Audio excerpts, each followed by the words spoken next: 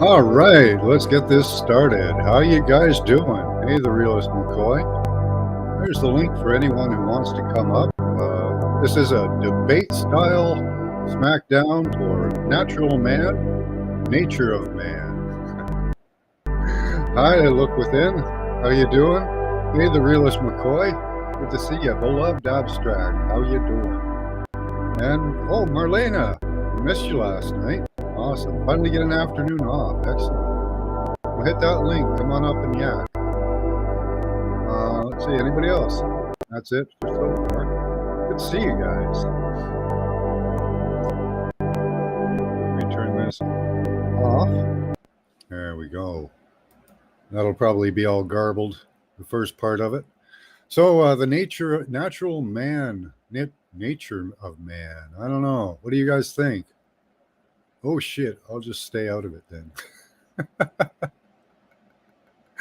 Come on, you can do it. Hold on, I need to grab a smudge stick. Hold on.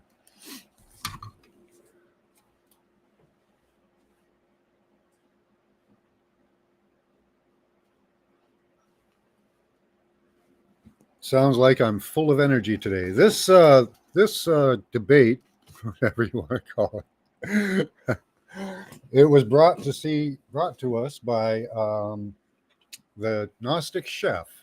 He did a program the other day, and he posed that question in his show. And what's natural about man? My room is a disaster. Don't judge. Marlena, if I turned around the camera, you'd probably shriek. So let's not go there. Hi, so. There's a link there. You want to hit it? Come on up. Let me go over to YouTube here and see how we're doing here. Let's see. I don't know if so is modded up. That'll limit how much you can talk. So. Wow, 410 videos. I'm doing good. It's a lot of videos. Let's see here. Look within isn't blue. Thank you. Yeah, that'll limit your chat. So.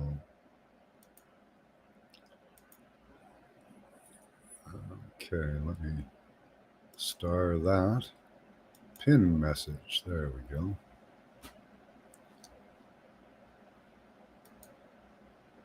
All right. Those noises are being brought to us courtesy of our neighbor downstairs. She's a lunatic. So what happens is somebody makes a noise by accident or on purpose doing something. And she feels that it is her job for the next 2 days to run around banging on walls and making noise. She's a very tortured soul. I would hate to live in her mind. She always seems angry. Doesn't seem to be able to let things go, right? It's good to let things go.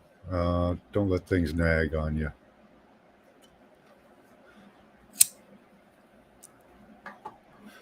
So I'll tell you my position on the nature of man and natural man. Is there a natural man, first of all? In a short word, no. The nature of man, now that can be discussed. What are we? What is natural to man? Is there anything about us that is natural? I don't find very much about us that's natural. But maybe you do. Yeah, hit that like so. Excellent. Thank you.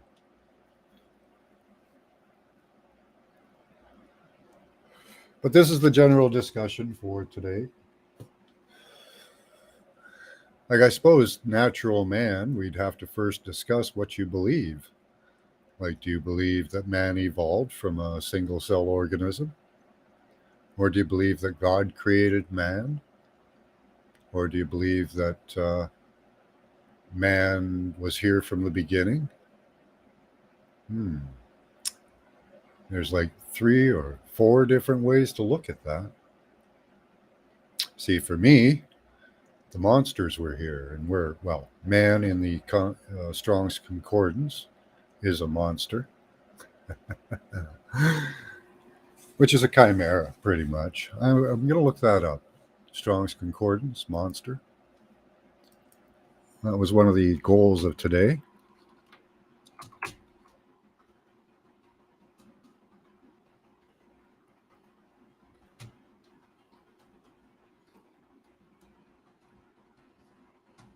Monster. See what it says. Serpent, sea dragon, sea monster. Wow. So it's word number 8577. Some of you who have some numerology skills can decipher that.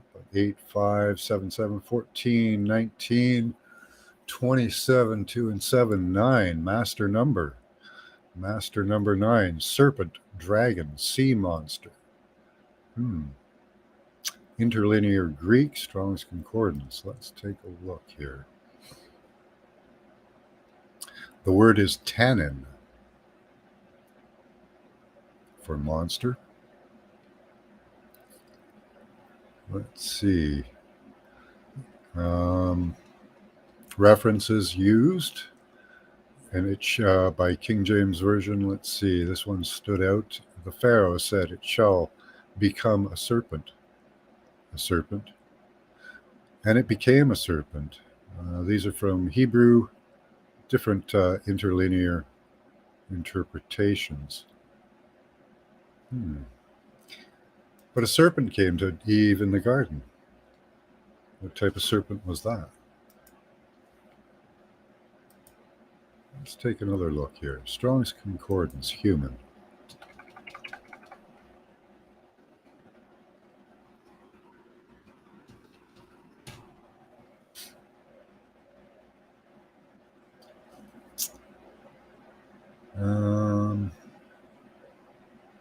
So it's number 444, 12, 1, 2. It's 3. It's interesting. I grew up at house number 444. Certain man. Let's check Strong's here. That's it. Bible Hub.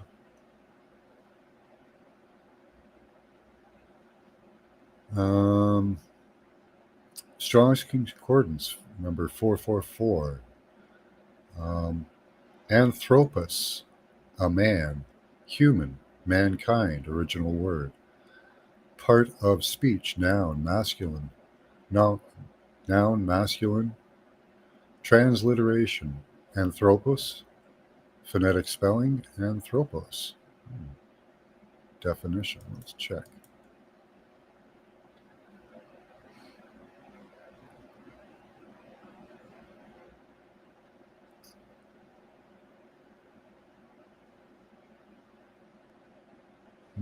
Interesting. Is anyone up here? Nope, nobody's come up yet. Let me show you guys that.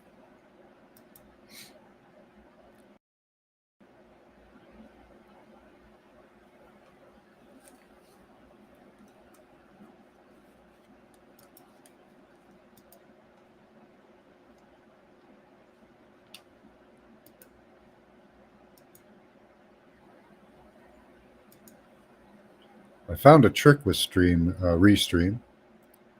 If you double click on the share, it doesn't drag you all over the screens.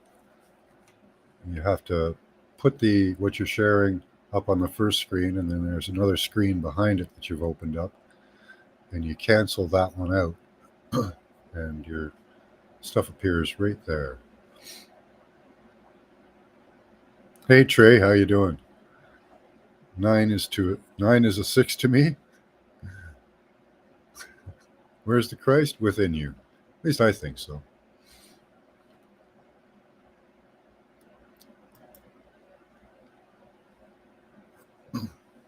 So what do you guys think? Man is a natural being? Were we created? Did we come from the gods? Let's see here.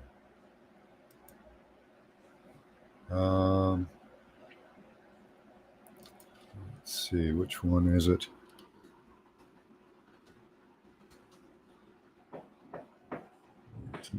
There we go. This is our lovely sharing neighbor downstairs. Just knocking on walls randomly.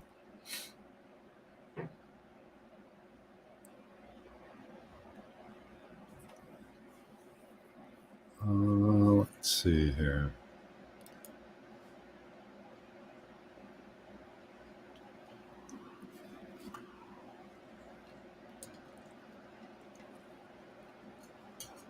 Six nine. Where's the 8?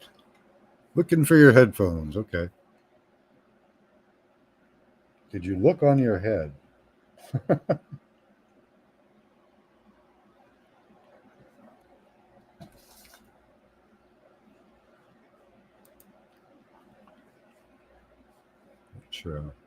Which image were we on? Okay, there we go.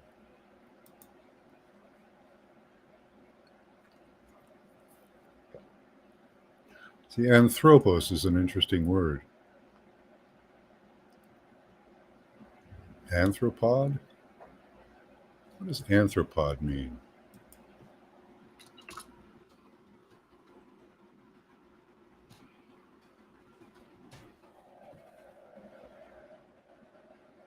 Have it? No, doesn't have it. So we'll have to look up the meaning of anthropod.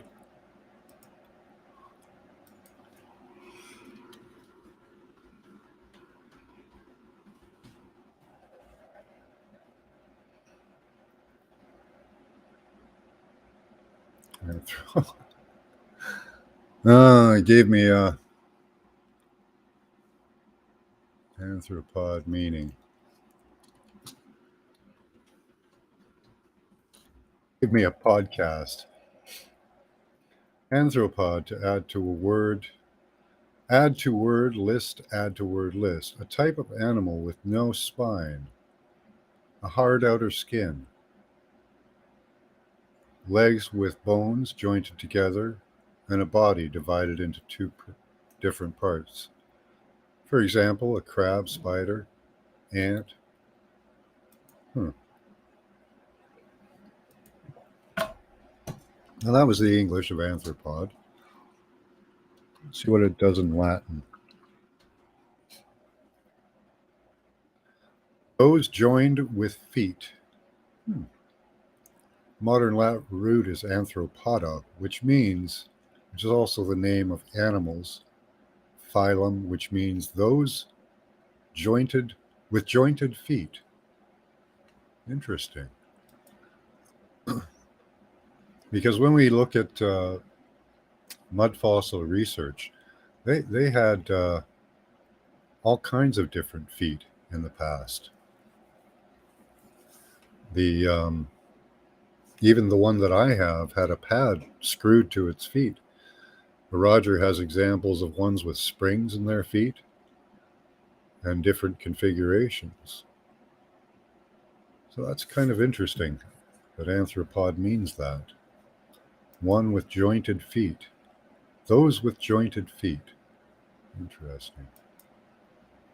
Because man was not always here. There was man-like creatures.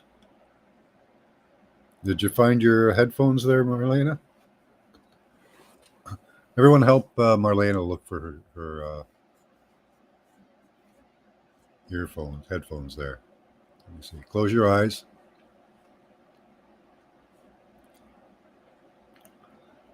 I think they're on a glass surface. Do you have a lot of glass surfaces in your house, Marlena? Looked like a very sharp line, like a table.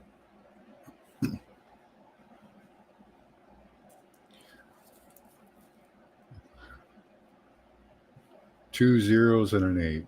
Yep. What's that? 4 is a chair. Fight off lions.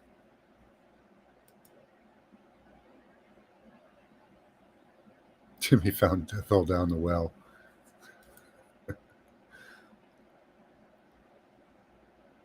My ghetto ones. Oh yeah, sweet, nice. We want our thumbs. Our jointed thumbs, yeah.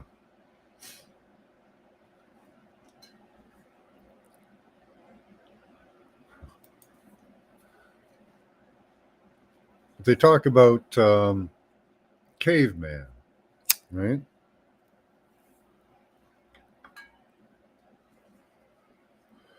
Now, I don't doubt that man lived in caves. It'd be a pretty decent place to live, you know, especially if you're running from giants and stuff.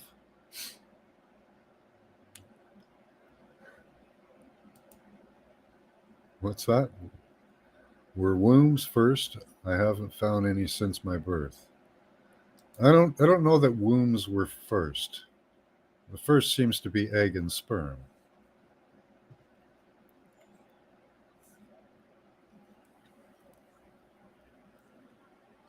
But you came out of a womb.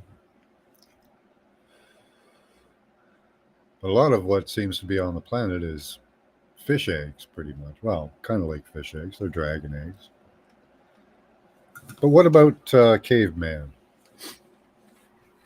You know, we have examples of different men in the past. Neanderthal, men that look more ape-like than us. Were they precursors to us, or were they just offshoots of us? I kind of think the latter.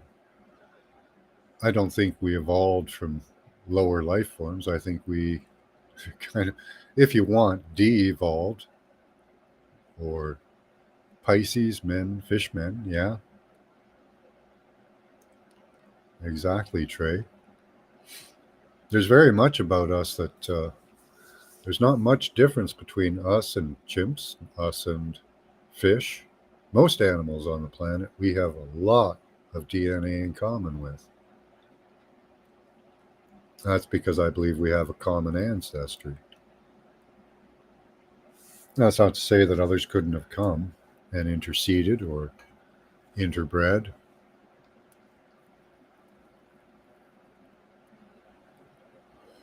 But from the beginning, there was a man-like creature. They now have uncovered footprints millions of years old, they claim, by sedimentary standards, if you can count on those.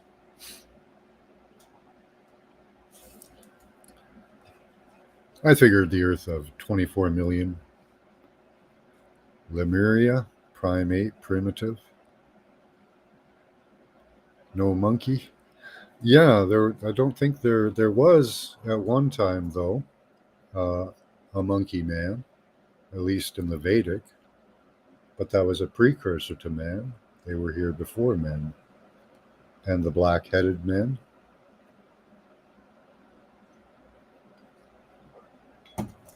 At least that's what the stories tell us.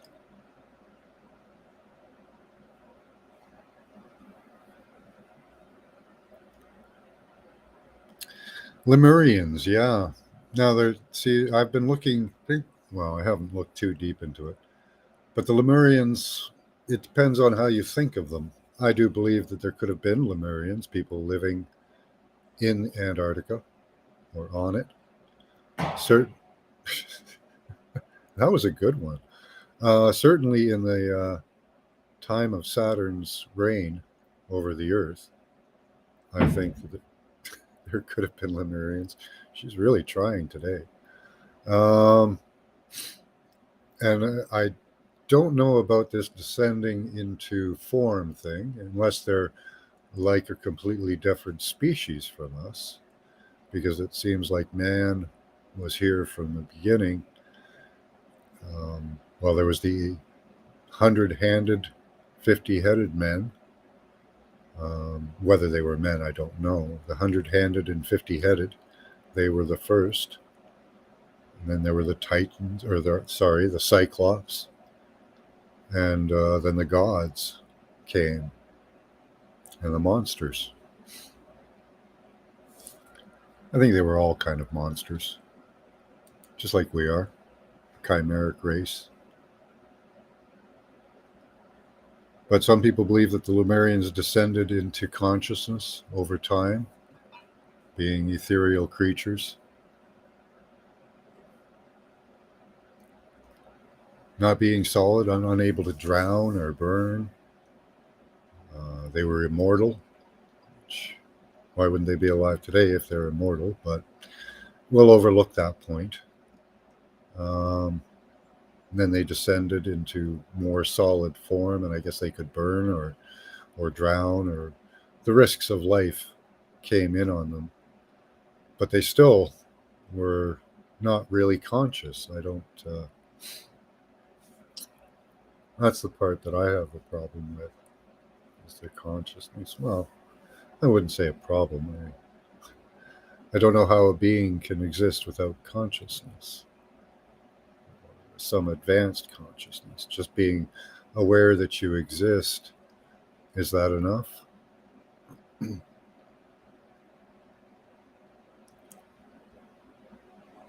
Why duck? Oh, there's a friendly little tap. Y chromosome? Why is man who needs them? Well, yeah. Hi, Emmett. Mrs. Max is at the store. We're womb man. Okay. That's a good one. Didn't you guys find Marlena's headphones yet? I told you to find them.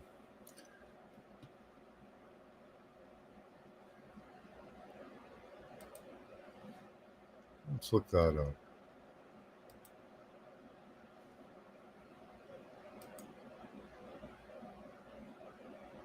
Let's see, Blavatsky's Lemuria.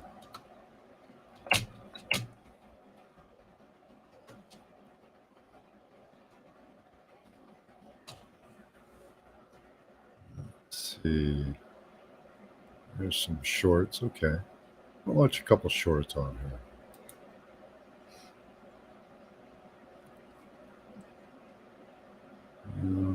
Okay. Not getting any sound out of that.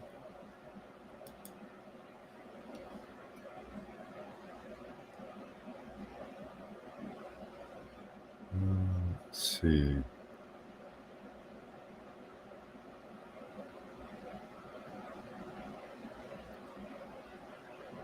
Lemuria and the root races. There we go.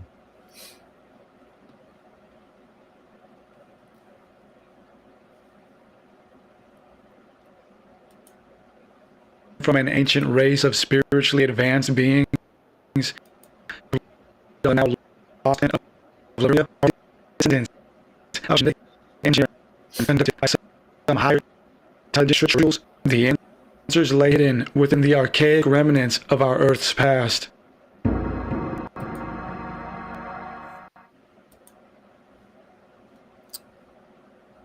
Well, temporary, has been because in the past within the occult and New Age about the root race of humanity. This theory claims that modern humans are the evolved versions of previous races that existed. These previous races were not exactly primitive to us, just different in nature. These root races lost age during the is now this theory was by Koltotov's founder Helena Blavatsky, the 19th century Russian mystic, writer, and New Age influencer. Blavatsky developed the idea of the root races throughout her work. She was born in 1831 and in her 30s witnessed the birth and dissemination of the theory of evolution. She asked if all nature had progressed from previous forms of life into what they were then it be so that humanity's spiritual self has too progressed from some previous form. She expressed this thought for the first time in her major work, Isis Unveiled, published in 1877. In it, she states, modern science insists upon the doctrine of evolution, so do human reason, the secret doctrine. The word evolution speaks for itself. The germ of the present human race must have pre-existed in the parent of this race, as the seed in which lies hidden the flower of next summer was developed in the capsule of its parent flower. The parent may be but slightly different, but it still Queen differs Peachy. from its Good to future see ya. progeny. The coats of skin mentioned in the 3rd chapter of Genesis as given to Adam and Eve are explained by certain ancient philosophers to mean the fleshly bodies with which, in the progress of the cycles, the progenitors of this race became clothed. They maintained that the physical form became grosser and grosser until the bottom of what may be termed the last spiritual cycle was reached, and mankind entered upon the ascending arc just don't of buy the it. first human cycle. Although Blavatsky would later write on the physical root races of humanity, she believed that the spirit of humanity was its first body passed into the fallen state of matter. From the unseen spiritual world in which all things emerged, the physical form of humanity took shape and lost its connection and memory to that transcending age of divinity. Before there was a fall of Atlantis, there was a fall of the spiritual world. She concocted a concept she termed double evolution, which taught that as our physical bodies evolved, so did our spiritual bodies.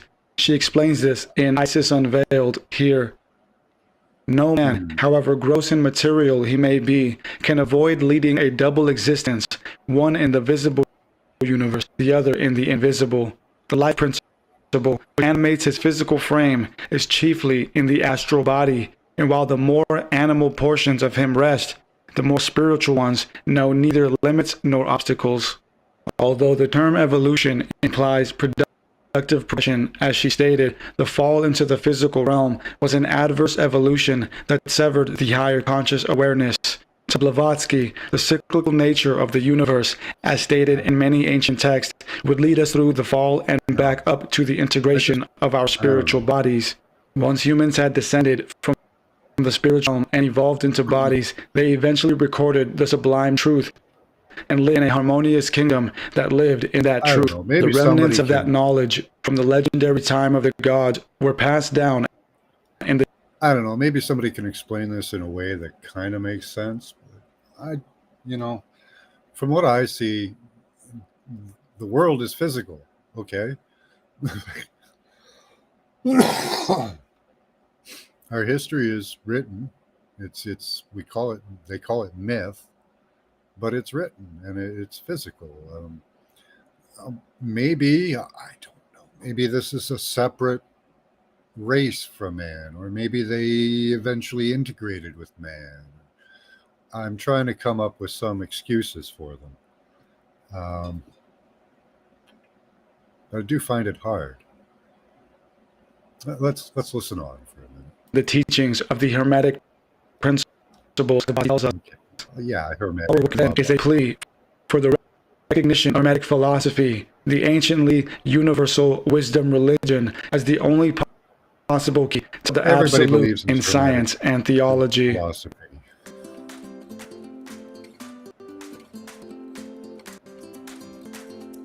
Blavatsky felt like there were reflections of the legendary root races of Earth within a similar tradition on the continent, and that the spreading of people began long ago from a central point, as she expresses here. Well, okay, I'm Who can okay with that. study carefully the ancient religious and cosmogonic myths without perceiving that this striking similitude of conceptions in their exoteric No, with humans starting from one point, maybe it's Antarctica. Who knows, right?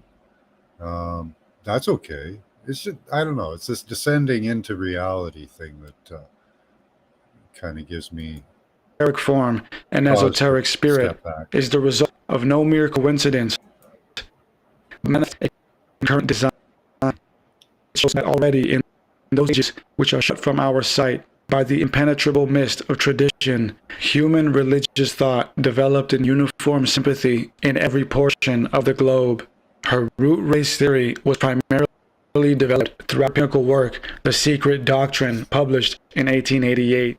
A massive, originally 2-volume work, now split into several volumes, influenced much of the modern New Age and occult. According to her theory, there are 7 cyclical root races.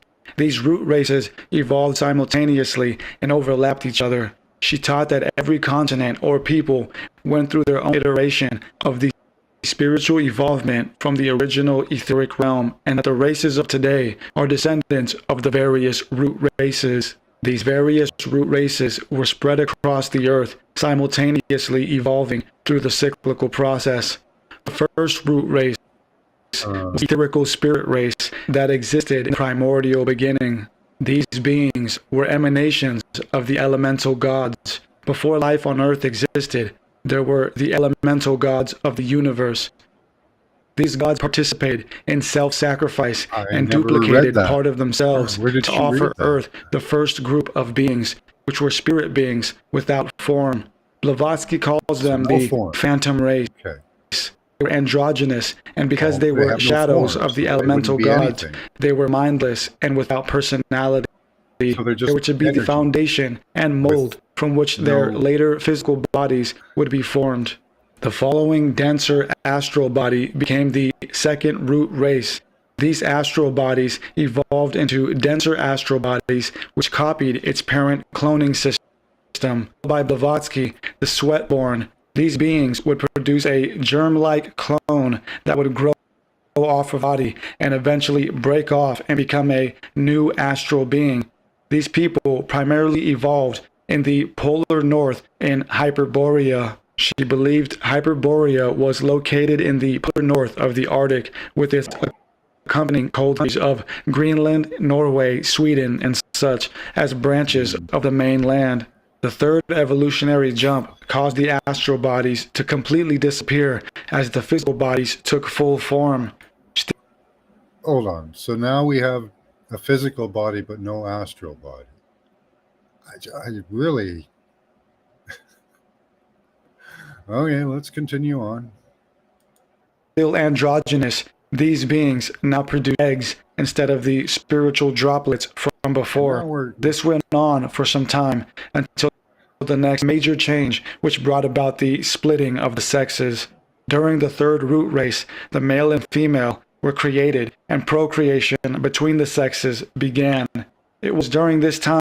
Okay, I've shown you the planet. It's covered with sperm and eggs. Just saying. That the most crucial point between the celestial gods and future humans would occur. The original celestial gods now saw that the physical human bodies on Earth were perfected and could be given consciousness. These began to be upgraded with self-awareness. Even more so, some of the celestial beings... Okay, so at one point we're wandering around and we're just not conscious. Why would we wander around? Why would you would just stand there until you're dead? You'd have no need to do anything. Okay, let's continue. Began to incarnate into the bodies to help partake in the early legendary prehistory of humanity. There was an issue, however. Really? In the secret doctrine, we are told that some of the celestial gods were not satisfied with the crude bodies that were formed and wanted to give the evolutionary process time to produce something better. At that time, it took millions of... See, there we go again. See, I have a basic problem with her premise from the beginning. She believes in evolution. Hello, neighbor downstairs. She's just tapping on walls. She likes to say hello to people. Years for Earth and the astral realm to co-create the bodies, and it was the best that it could do so for the time being. Some of the bodies around the continents began to deteriorate or even form into less perfect bodies, which were more animalistic. These celestial gods who waited too long had no choice but to incarnate into the imperfect bodies. These bodies of the perverted incarnation became the root race for some of the cavemen whom Blavatsky we're not looking were like the fathers of some existent indigenous tribes like those of Australia. We didn't have the best start, eh? We ended up in these horrible bodies. She taught that these bodies would eventually evolve into a higher state, but would take longer.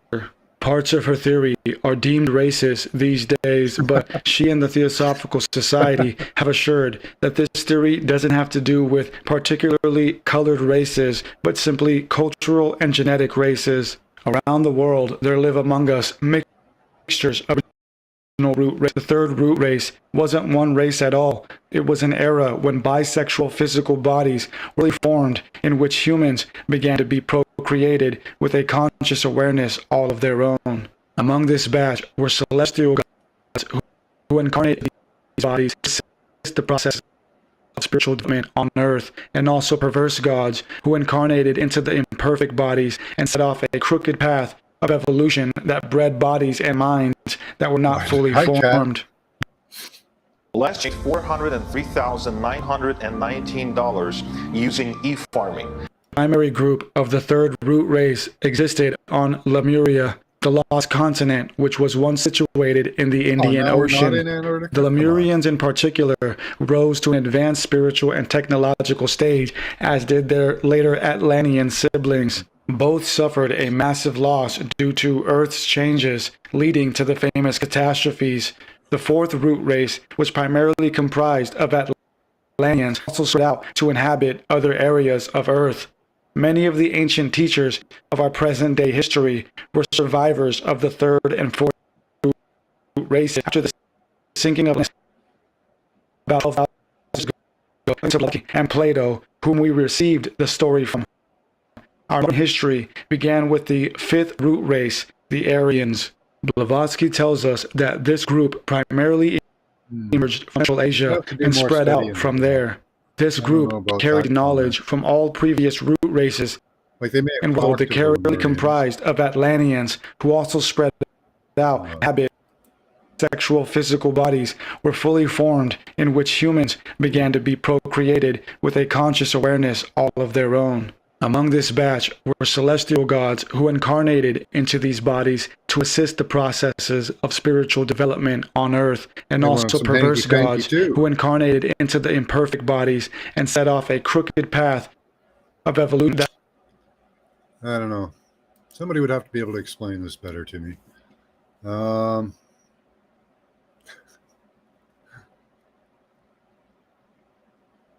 Hey, there's Marlena. Hey.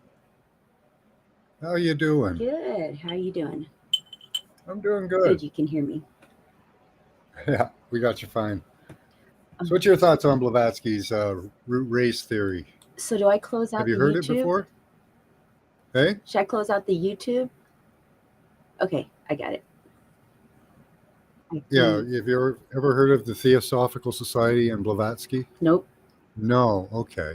Did you hear the video that we were playing? I was trying to listen to it as I was running around for these. Yeah, it's pretty complicated. It's a lot of stuff stuffed into a pretty short amount of time. But yeah, it's the basics of it is we started like a spirit, and then we became like jelly creatures, but we still weren't conscious. Only by the time we get to become Atlanteans are we conscious. And before that, apparently we're immortal too, but I don't think she said that in this one though. Don't you think do you think it's like a revolving door? Do you think that we keep doing the same thing over and over and getting to like a certain point, or are we actually evolving? No, I don't think we evolve at all, really.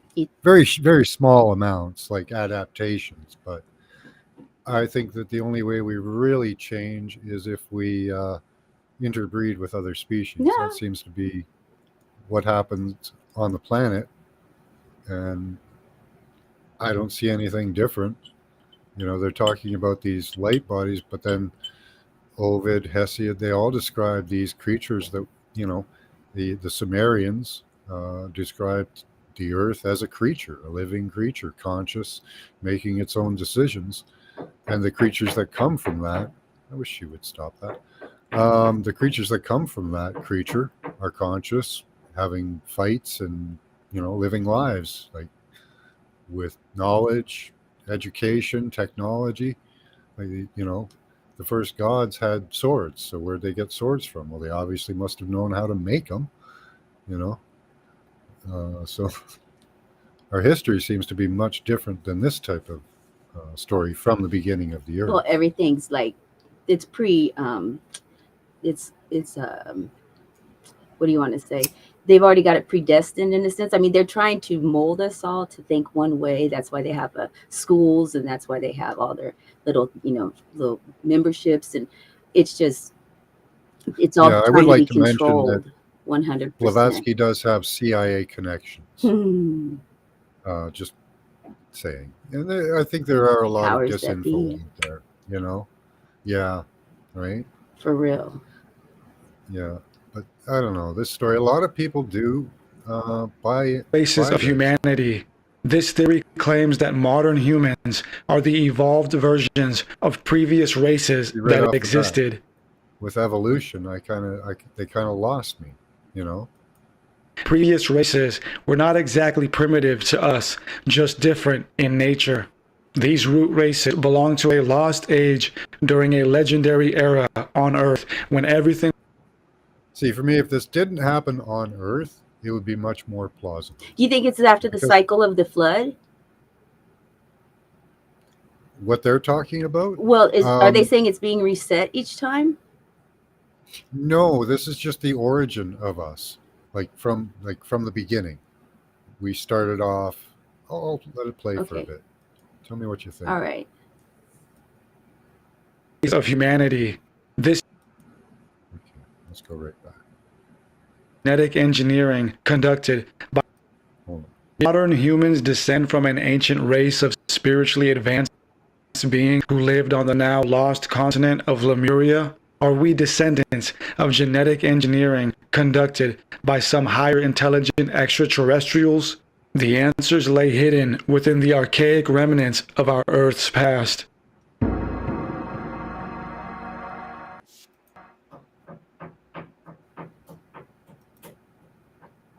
There has been within the occult and New Age about the root races of humanity. This theory claims that modern humans are the evolved versions of previous races that existed.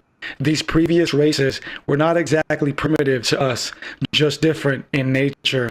These root races belong to a lost age during a legendary era on Earth when everything was extravagantly different from how it is now. This theory was made famous by occultist and Theosophical Society founder Helena Blavatsky.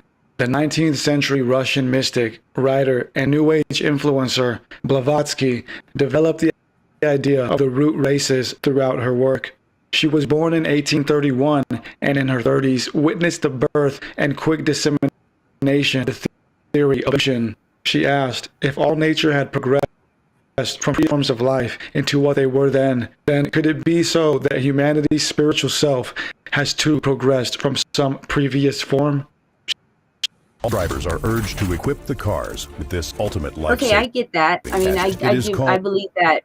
I believe that we are part of, not so much an experiment. I don't want to say something like that, but I think that our souls were incarnate to this earth by purpose. I think that something did actually create us to be here, whether it be a god or the lower lords or whatever you want to say. I heard that they say that's why they say pray to the Lord, because you're praying to the lords that are that aren't really God. There aren't the one or the one that they say is one and only, but that the creator. Exactly, the creator. But there are the lords, and then that's where they get all their names from.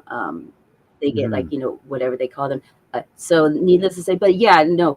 Regarding that sounds very, very close, because I've heard people talk about how we were put here, and then we've just keep fucking ourselves up, excuse me, but messing ourselves up, and I don't want to be so vulgar. I'm really trying to watch my language right here. Go right ahead. I'm so used to swearing. And so needless to say, yeah, and that they there were some that want to just wipe us out, let them have at it, destroy themselves nuclear. And there's some up there that are like, no, we're not going to do that, the ones who visit us and whatnot, because you got to think about it. A lot of the wicked, evil, weird things that are done, that's not human. That's not human. That you've got to understand that there are other beings have been here before we were here. That we're kind of the squatters, you want to say, on their turf, because there's things that the ocean, for instance. My God, there's so many crazy things out there. It's unreal when they keep finding new things every year, and there's just the weirdest shit. And so, needless to say, they I believe that, or I've heard, and this is their, a lot of people's beliefs that, we were put here and there's some protecting, some not. But yeah, I know there's aliens here, or we can't even call them aliens. Who knows? They're probably here before us. They're definitely underground with all the military. They're all intermixing down there. They're getting their boogie on down there, definitely. Yeah. They do For so me, many I consider it things. a family squabble, really, because I think we're all related. Oh Even, yeah, even the definitely. ones that come from up there, I think we're related to them too. The ones that are underground, we're related. I think we're all related, and this is a big family squabble. Except for Hi, those mechanical ones, and they she got she their does robots. put a lot of information in her stuff that I believe is true, but she's got her ISIS, own like bent to it. You know, okay, that's my opinion of it. and it's ISIS unveiled. Um, this is one of her writings. Yeah. Oh, what a crazy name to use. Hi, G. Good to see you. Hello, hello.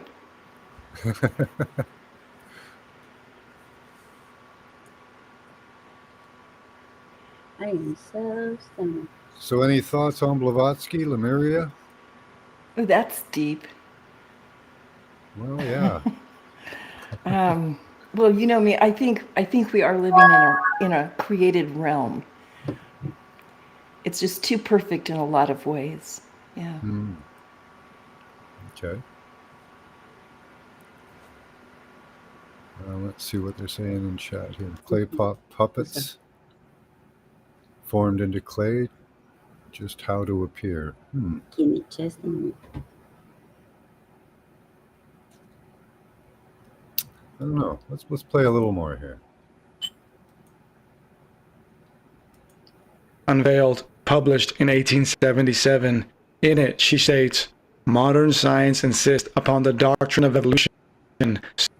So human reason, a good doctrine. The word evolution speaks for itself.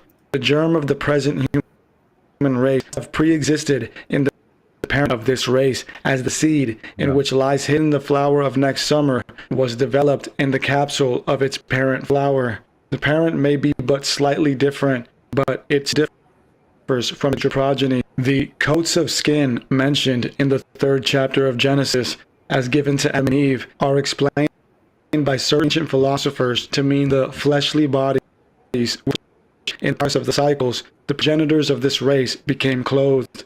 They maintain that the godlike physical form became grosser and grosser until the bottom of what age the last spirit cycle was reached, and mankind entered upon the ascending arc of the first cycle.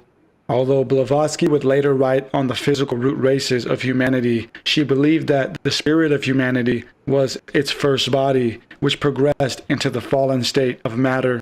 From the unseen spiritual world in which all things emerged, the physical form of humanity took shape and lost its connection and memory at transcending age of divinity. Before there was a fall of Atlantis, there was a fall of the spiritual world. She concocted. This just rubs me like the wrong way. Like my soul just screams no to everything that's being said, pretty much. Okay, what does progenitor mean? Like your parent.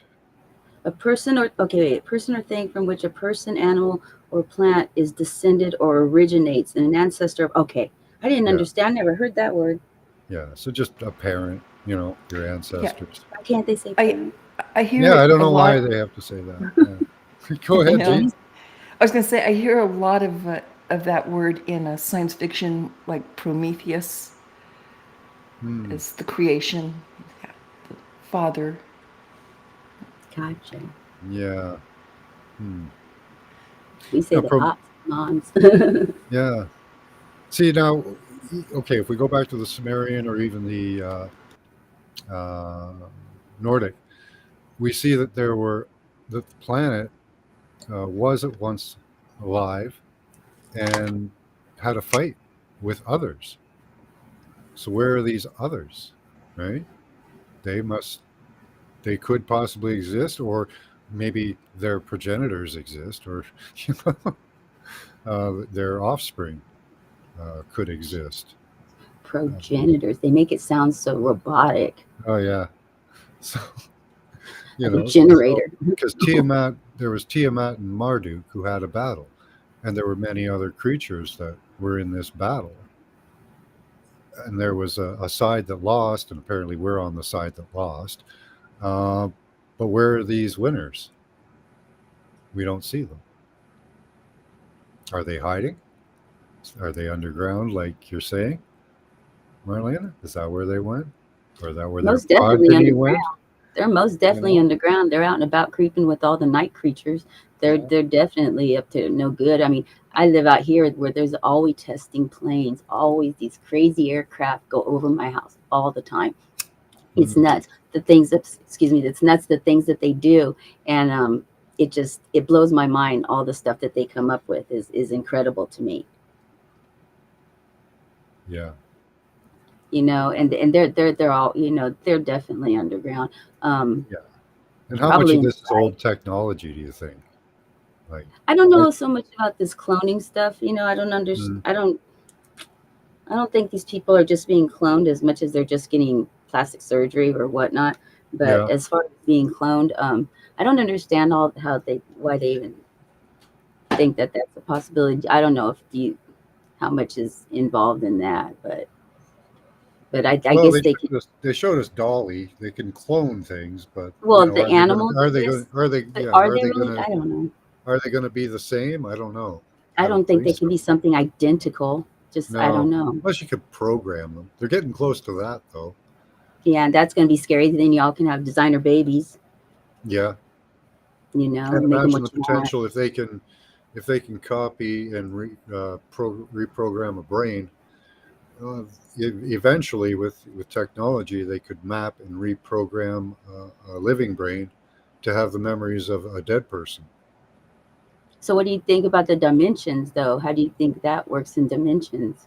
Like I don't think it does. I don't. I think it's only physical. I think the. Do you think there's a dimension? Do you think, like Dolores Cannon said, there's a dimension for everything? Every little situation that you go one way, there's a dimension that's created or for the other way. That the opposite is. There's always something going to be opposite, and that you go through each of. Everything, you know, the Dolores says we've been everything from trees to slugs to horses to rich to famous to below whatever. We've experienced all those lessons, and we are supposedly now to this stage where in this dimension we're supposed to go up to the fifth or something, and that's really something to think about. If you could you imagine being a sea creature or a slug or a horse or, you know, something like that? Do we really cross over in that world? Because I've always thought the animal kingdom was a little different, or even to be a tree and get cut down or whatever she said. You know, there's just it's just very interesting to me that if you really open up, expand it, well, damn, we could, because if we're really with this body, what's 90-something% water. You know, everything's affected by the tides. The moon affects our tides. The moon affects the people. They get crazy, nutty. You know, I think we were souls put into something that was part greater, and then something from this earth to adapt. And I don't think they really perfected it, because then we would have no disease, we'd have no war, we'd have no mental issues. We would be all happy little butterflies. Yeah. Well, there was enmity from the beginning, really, in my worldview, because the gods and the Titans, they fought from the beginning. I believe in the giants. Always definitely. Always war here. I believe so much in that giant. But see, and that's another thing. Do you really take the Bible for what it says? Do you really go and believe the Bible? Because I wasn't there when it was written. I'm sorry, and I don't really know which part of the Bible. All of it. I'm sorry. I think that there's so much I like to separate it into the Old Testament, which is like a history of the Jews, and I don't believe they're actually connected, except for the family names. It's a different God, in my opinion. The Old Testament God is Yahweh. The New Testament God seems to be the creator, in my opinion. Yahweh was a vengeful, wrathful God. The God in the New Testament is loving, caring, and forgiving. Okay. They seem to be two different gods, unless God decided to change his opinion at some point, about how he's dealing with people and stuff. Yeah. So I don't know. Like they have the angels descended to earth and mated with 200 of every beast. Um, I think that's how our evolution happened. It's interbreeding. There used to be different men here: scorpion men, fish men, and those were long before us. I still don't know why we're here. I still don't understand this. I still don't. I don't even understand how we do the heinous things that people do, and yet there's just so many wonderful things that other people do, and it's such a she would get definitely knocked out. I'm sorry. Yeah. The Well, tapping would not go down well. in I can't remember if it's Ovid or Hesiod. They created a man, an upright man, who can look at the stars and understand the interconnectedness between the upper, lower, and understand his own spirit and grow that way.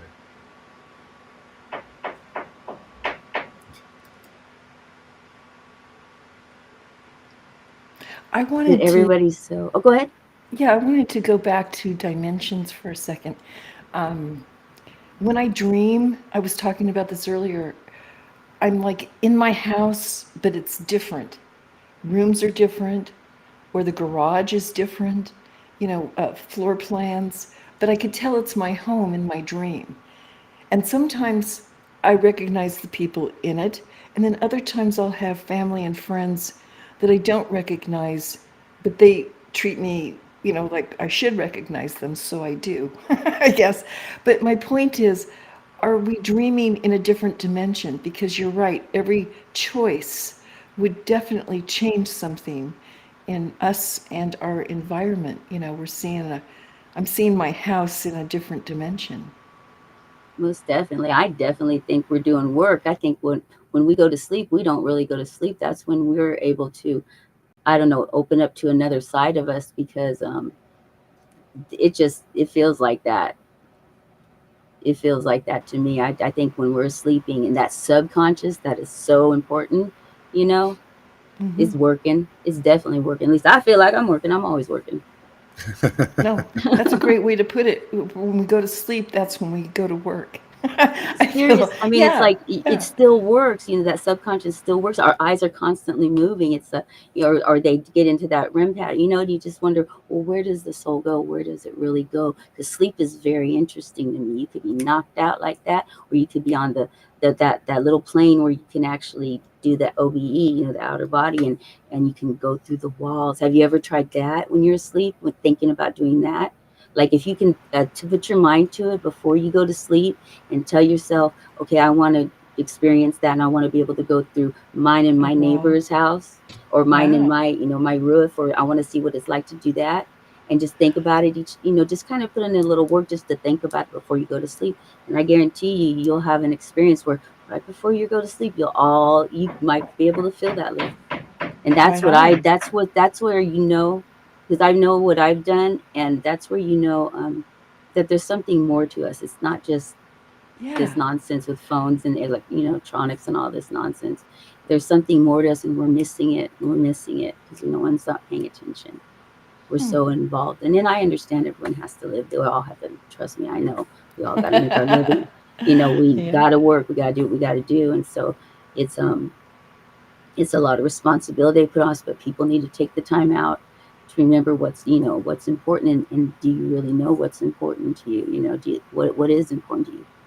you know you have to take life because it's very precious. And with my husband, I've been watching all these echoes and all these live scans and all these things that they're doing to his body, and it's amazing to me what the human body can do, as well as what the doctors, how they can do it. Now, grant you, his doctor kind of failed, but he got $600,000 to fail. But hey, phew. But needless to say, he's going to go back in and try and repair this. But uh, it's just it's amazing, and we take it for granted, and we do so much damage to ourselves sometimes. I don't know how this body the bodies, handle as much as they do. It's really an amazing thing. And the technology the doctors can come up with, they got cures to cancer, they got cures to AIDS, they got all that cures. They just don't let everybody know. That doesn't make money. Nope, definitely not. Big pharma want it. They'll keep you hooked. Yeah, money, money, money. It's like I always would say, God made grass, man made booze. Who do you trust? Oh, that's Good great. point.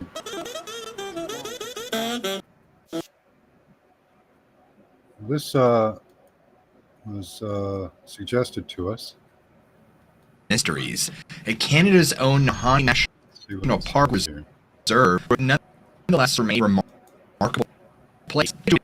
Parallel to the nation's Northwest Territories, the park claims nearly 12,000 square miles of wilderness, with canyons as deep as 3,300 feet bordering its turbulent Whitewater River.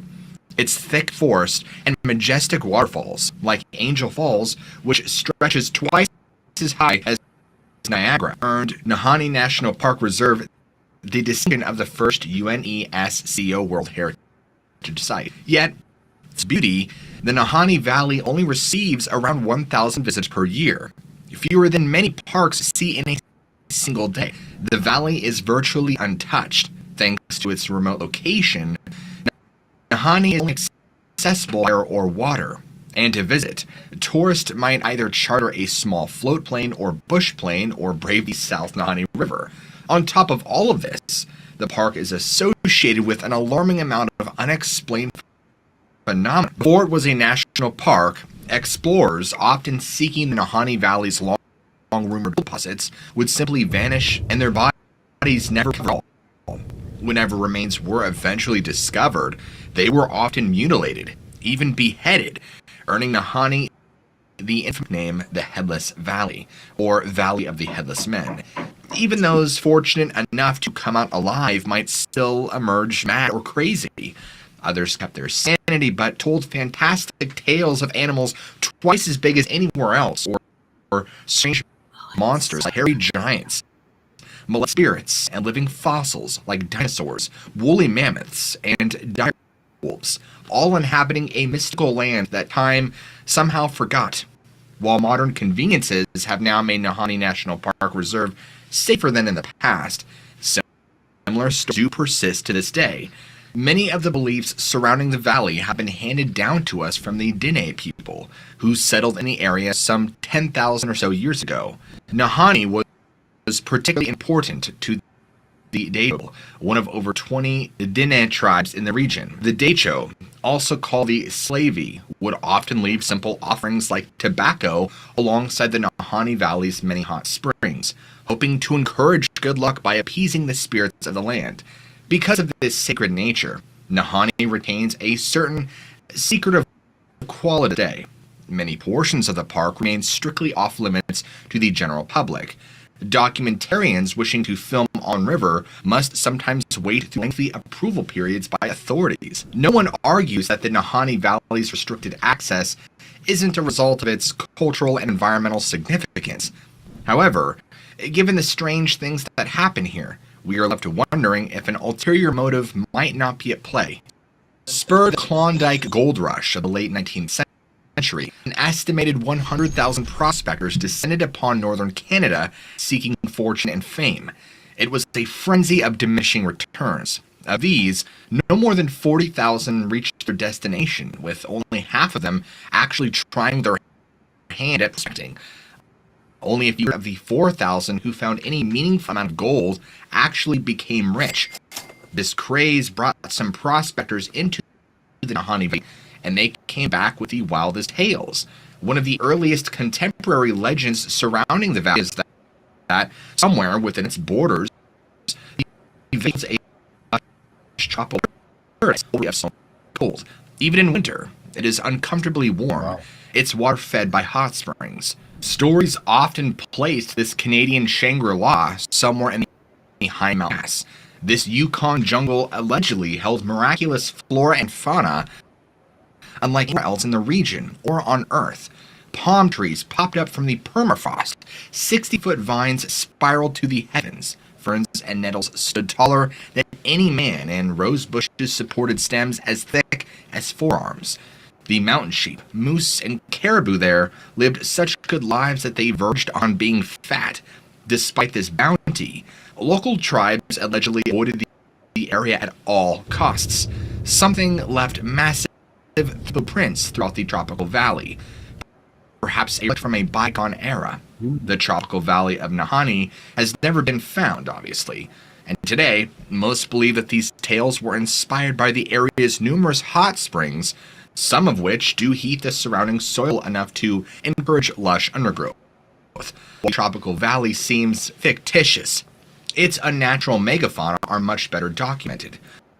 Woolly mammoth and massive remains literally utmost regions of North America, and indigenous artwork around the Nahanni Valley often depicts the creatures pretty accurately.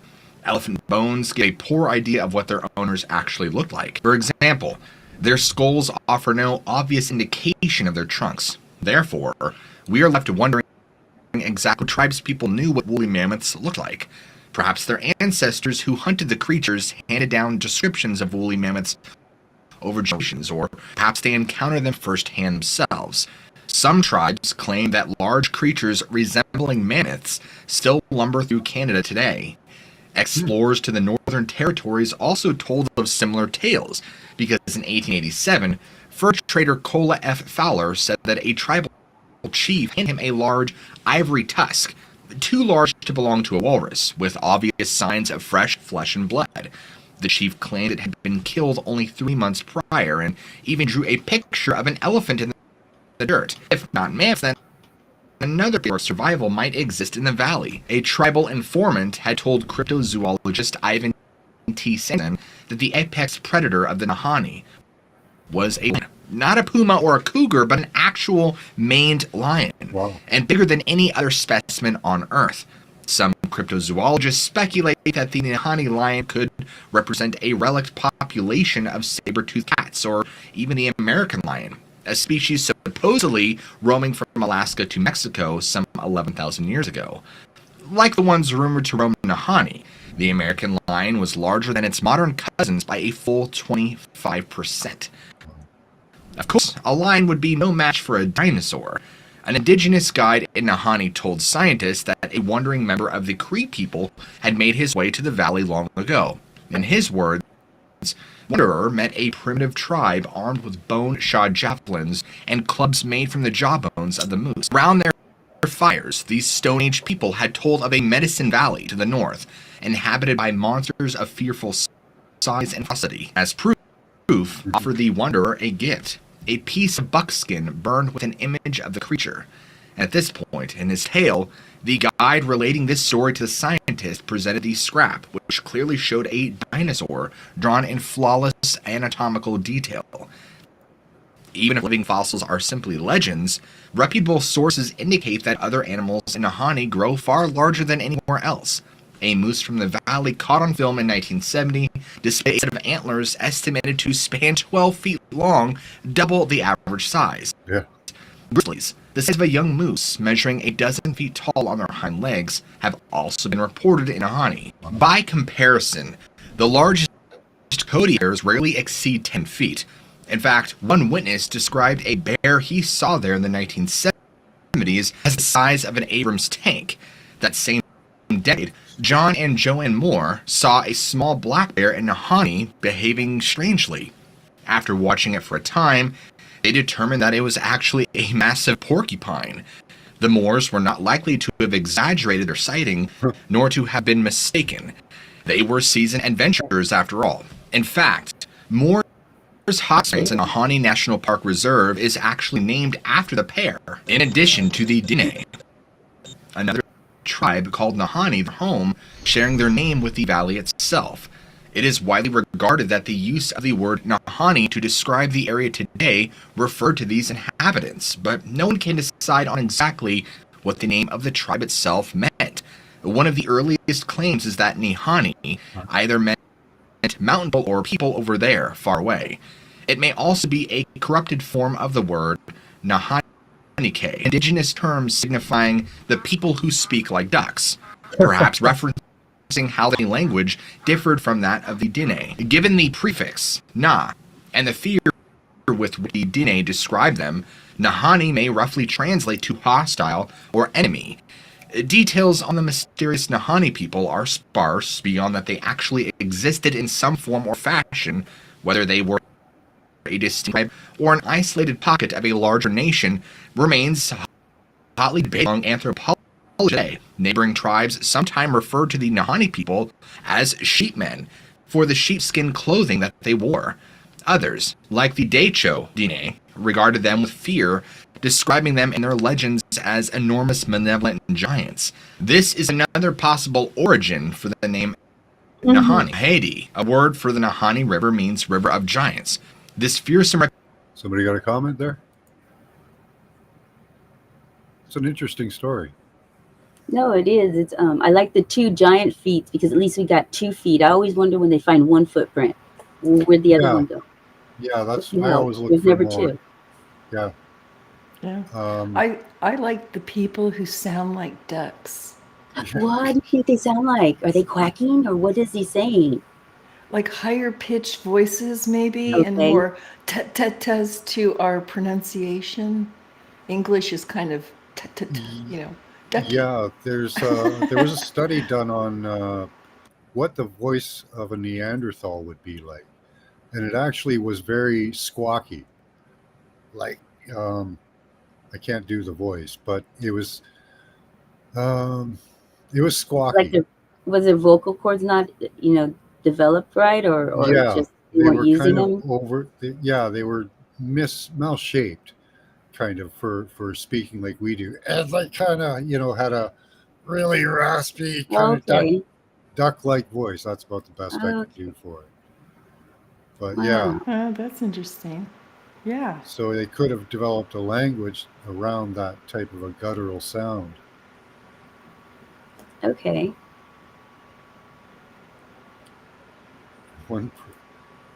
Yeah, I do find multiple footprints of at least there's these ones around the planet. They're about 400 meters long, so pretty big That's funny, people. Queen. But yeah, The no. next step was up and away. Yeah, Have you seen yeah. that Bigfoot video of the people I've from the seen. train? No, I've seen several though. I don't believe any of them so There's a far. current one. There's a new one Yeah. of these people who were just on a train. They were taking video of the scenery outside, and they literally caught a Bigfoot-looking creature on the side of a mountain that blended in so well with the train that when he just stood there or bent down, he blended unexpected, unreal. He blended in that you couldn't even tell he was there. But there was like 2 of them, I think, because he went back towards the rock. You could just barely see it. It's a very good video. I wish I had the link to it. I don't know how. It was on someone else's channel. It was on a few places, but I've was done really a little good. research into their ability to camouflage, and there's a think theory that's that what what they're it doing. could be is that they have hollow hair shafts. So if they're hollow hair shafts, they'll gather up the light around them and behave like like a light stick. Mm-hmm. So they could light up like whatever colors are around them. So if they were right next to a train, the colors of a train would transpose over to the hairs up the hair shaft, and you would see those colors. Okay. Like a chameleon. Yeah, They just it would be automatically done for it. It wouldn't even have to think about it. Wow. Just by the light that's coming in. Wow, that'd be cool to do. Yeah. But yeah, they're camouflaging. They're blending like crazy. Do you have a link to the video? I don't. I know I could probably find it. Give me 2 seconds. Let me see what I can do because I know it's Is it on YouTube? Yes, yeah, it's on YouTube, and Okay, it's let me just give it a the most. It's the train people off a train like they catch the. I like Queen Peachy. Duck whispers. That's Yeah, great. Colorado train passengers. Right, stumble- perfect. Okay, Perfect. there we go. Perfect. Yeah, it's very, very interesting. Second to switch it over. Yeah, no, it's very interesting. I'm not a real Bigfoot believer. Not that I'm not a disbeliever. I'm not a disbeliever either. But this was very convincing how you could be, because it didn't walk like man. I mean, it kind of did, but it was just very large, and it was just well blended. I don't know who'd be out there where they were. It's a very fast video. Hold on. Sure, not no homeless person or a camper. I don't even think a hunter there. I don't know.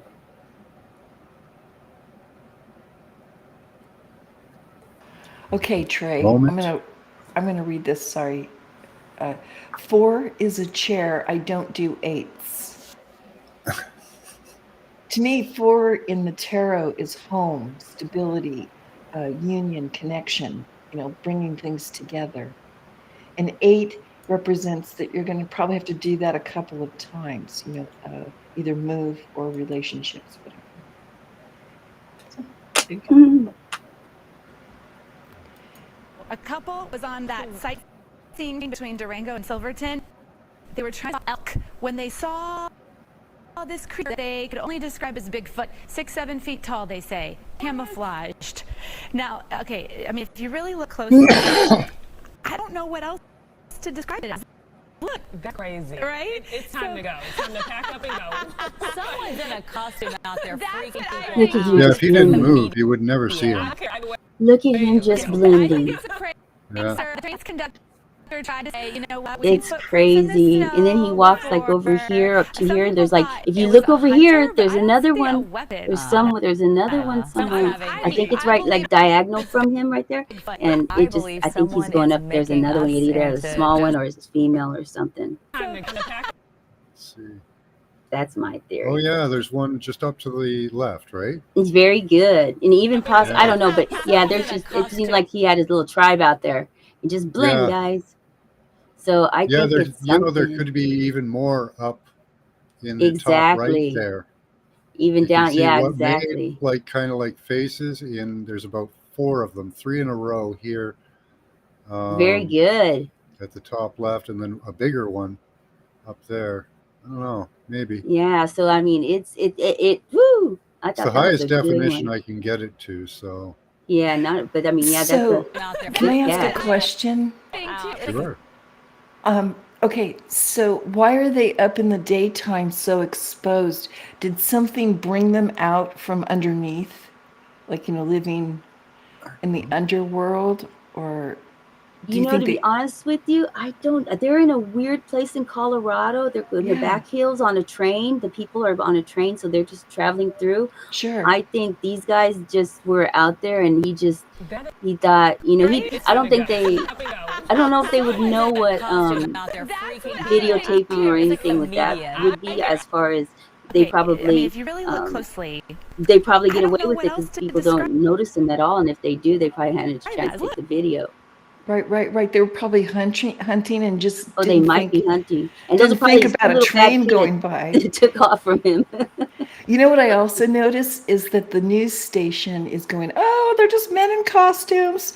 Don't look here, move on. The news is so That's when you scripted. need to look, when they're telling Yeah. you not to. There could be a whole 100. The news herd is of so them in here. scripted. Like, They won't let it. They'll never let you know. There's so much going on that they don't let us know. It's so ridiculous.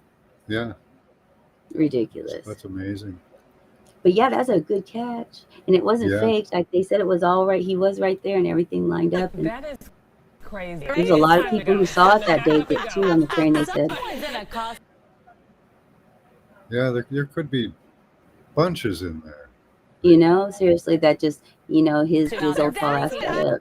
It's like a media. I don't care either way. It was time to go. I think That's it's a really cool. prankster. The train's conductor tried to say, you know what, we've seen footprints in the But snow damn, they blend so before. well. Some people thought it was a hunter, And but there's no roads really out there. There's no it doesn't look like there's any. It's like not Yeah, I heavily don't think. traveled. I doubt that's a man in a suit. And there, I wouldn't think he would be out there I like wonder what the that. temperature was like that day. This was done a couple months ago. It was not like cold out. It was, and I mean Yeah. Colorado, yeah, Colorado's nice and chilly up there. They got, they're not as Yeah. warm as Southern California or anything like that, but they've got their hot days. I don't think it was a hot day. I mean, I don't think it was a cold day. There's no snow on the ground there. And again, no money. Why would they do this? Yeah, that would be Exactly. great expense to buy a suit that looks that good. It hmm looks excellent. And Unless they were practicing for a new movie, I don't know what to tell you. yeah. Then you'd have all their insurance people on the set. You'd have everybody behind the scene. They wouldn't just be like one man or two or Oh three no, like that. no, It would exactly. definitely be a Yeah. vehicle over here or a vehicle over there, Yeah. and you would know it's something. Or, yeah, someone would Couple be of couple of because dressmakers would be running up all the time to make sure that everything was in the right position. No. Right. But I mean, like I said, it's a great costume. It's motion picture worthy. Yeah. So it's why would someone be wait? Oh, here comes a train. Let's act like Someone's Sasquatch. having. I believe it's Bigfoot.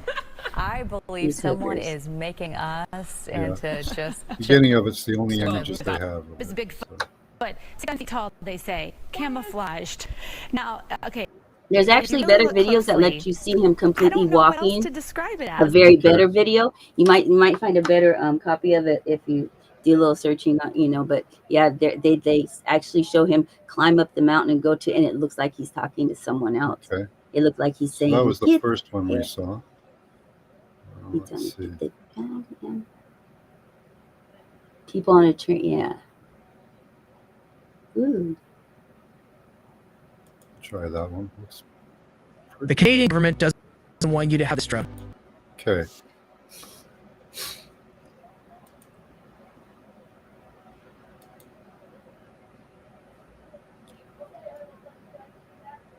An elusive creature. Alright, just squat it down. Yeah, let me see your camera. I'll do it.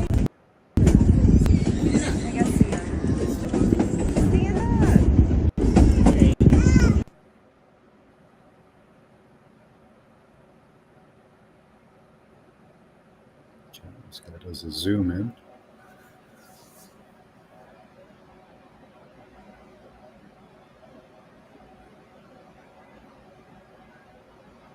A little too close.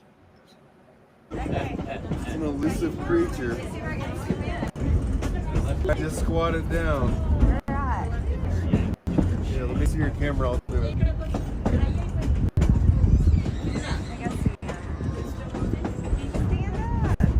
An elusive creature. Alright, just squat it down. And he landed. Yeah, let me you see your can kind camera. of see the hair move too on his arm. He's saying something to somebody. He's talking to somebody.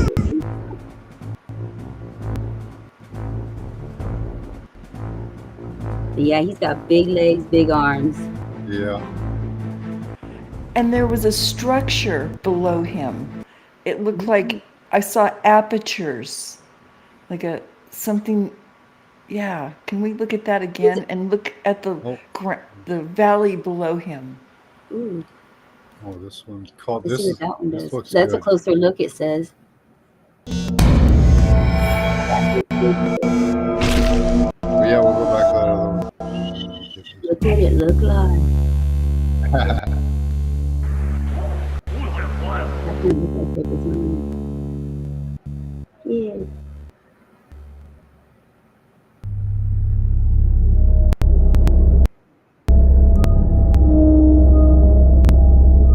Wow.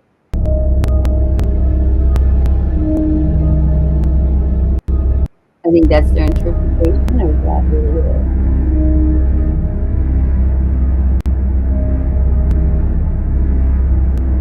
Could be somebody in a suit. I guess it was October 8th. No? Yeah, there you go. The Unusual sight in the Silverton. mountains of Colorado has a lot of people talking. It has some asking, is that Bigfoot? Come behind the camera said they saw something moving on the hillside. Oh, You can wow. see large, You can see his bum too. whatever it is. That's hard to get walking, with a crouching suit. in the Just get the brush bone that tight. before blending. Footage is grainy because of course it is, but it has been viewed thousands of times online.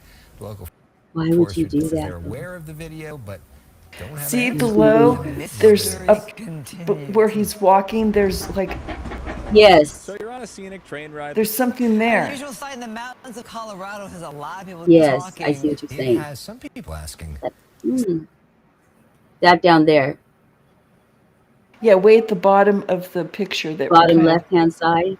What do you see? Yeah, it Another starts one? there, but there's also one on the right. Yeah, below him, about 15 feet, 20 feet. You can see it's like the bottom of this.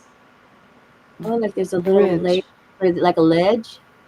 Yeah, if you let it roll for a second, you'll start seeing like Bigfoot? windows, Come behind the camera, apertures, says something. something There it moving is. on the Stop. hillside. Oh, before.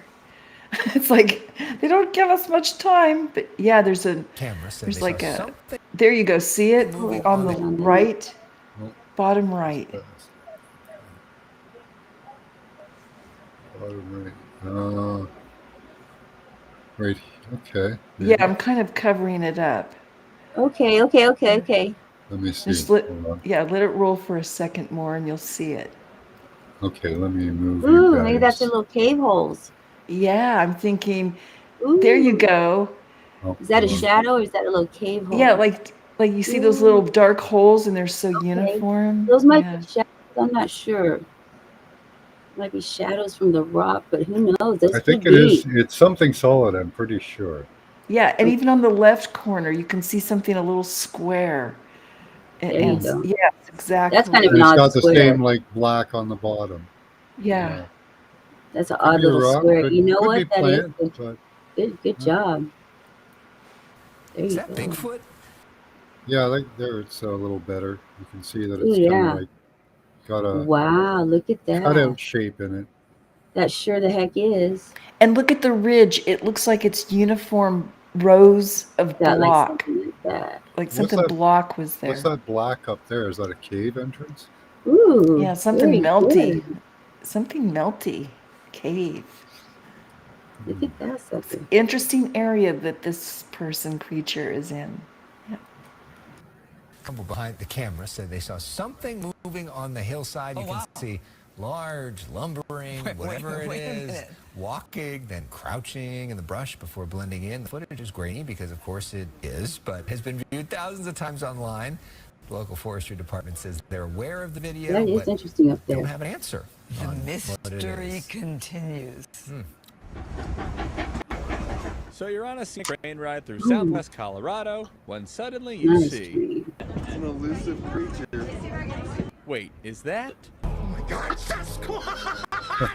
So my mind started racing. I was like, all right, I got to get this on. I got to get a clip of this. Brandon here was on a trip from Florida, just expecting to, some mountains, but then the couple in front of him noticed a mountain man. It's not easy keeping the camera stabilized at that zoom level. Pretty sure. So he was at a big zoom level. So it wasn't just next to the Trending train. this really. morning, a video of what looks like Bigfoot walking around Southern California. Oh yeah, look at those. You can see the dots all the way along there. They're in a regular pattern. 1, 2, 3, Very 5 good. of them. Yeah. Yeah, if those are Very bushes, good. they were perfectly placed by landscapers. They're so Yeah. perfect. Yeah. Kind of looks like the Ooh. side of a saucer, you know? It's got a curve to it a bit. Colorado. Take a that. look and see what you think. Look A at couple shared that. this video on social media saying they spotted Bigfoot while riding the Durango and Silverton narrow gauge railroad train. They told Out There Colorado most people on the train didn't notice anything. Over the years, there have been more than sightings in Colorado. There we go. That's not the best pick they have. Look at that. Hmm. Silverton narrow gauge railroad train. They told Out There Colorado most people on the train didn't notice anything. Over the years, there have been more than 100 reported Bigfoot sightings in Colorado.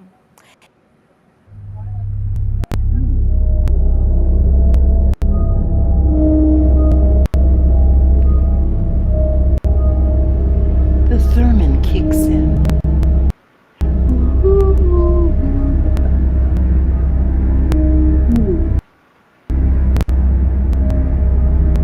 Yeah, that one is pretty.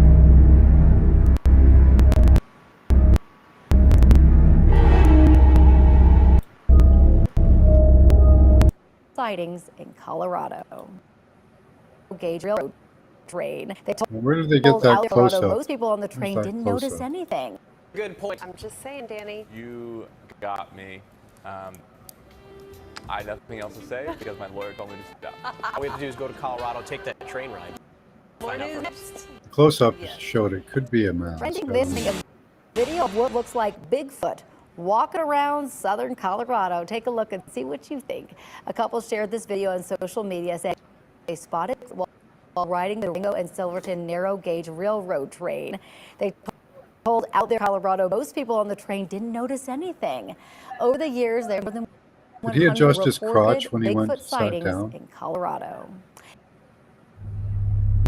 Did anyone else catch that? Mm. It looked like he adjusted his crotch when he sat down. Where? Which one? Oh my God. Interesting. Which one? Check this out. Sasquatch lives in the pockets of survival. That makes sense because, yeah. That's They s- interesting. They stuck Blending. around. Yeah, we have remote viewed Sasquatch.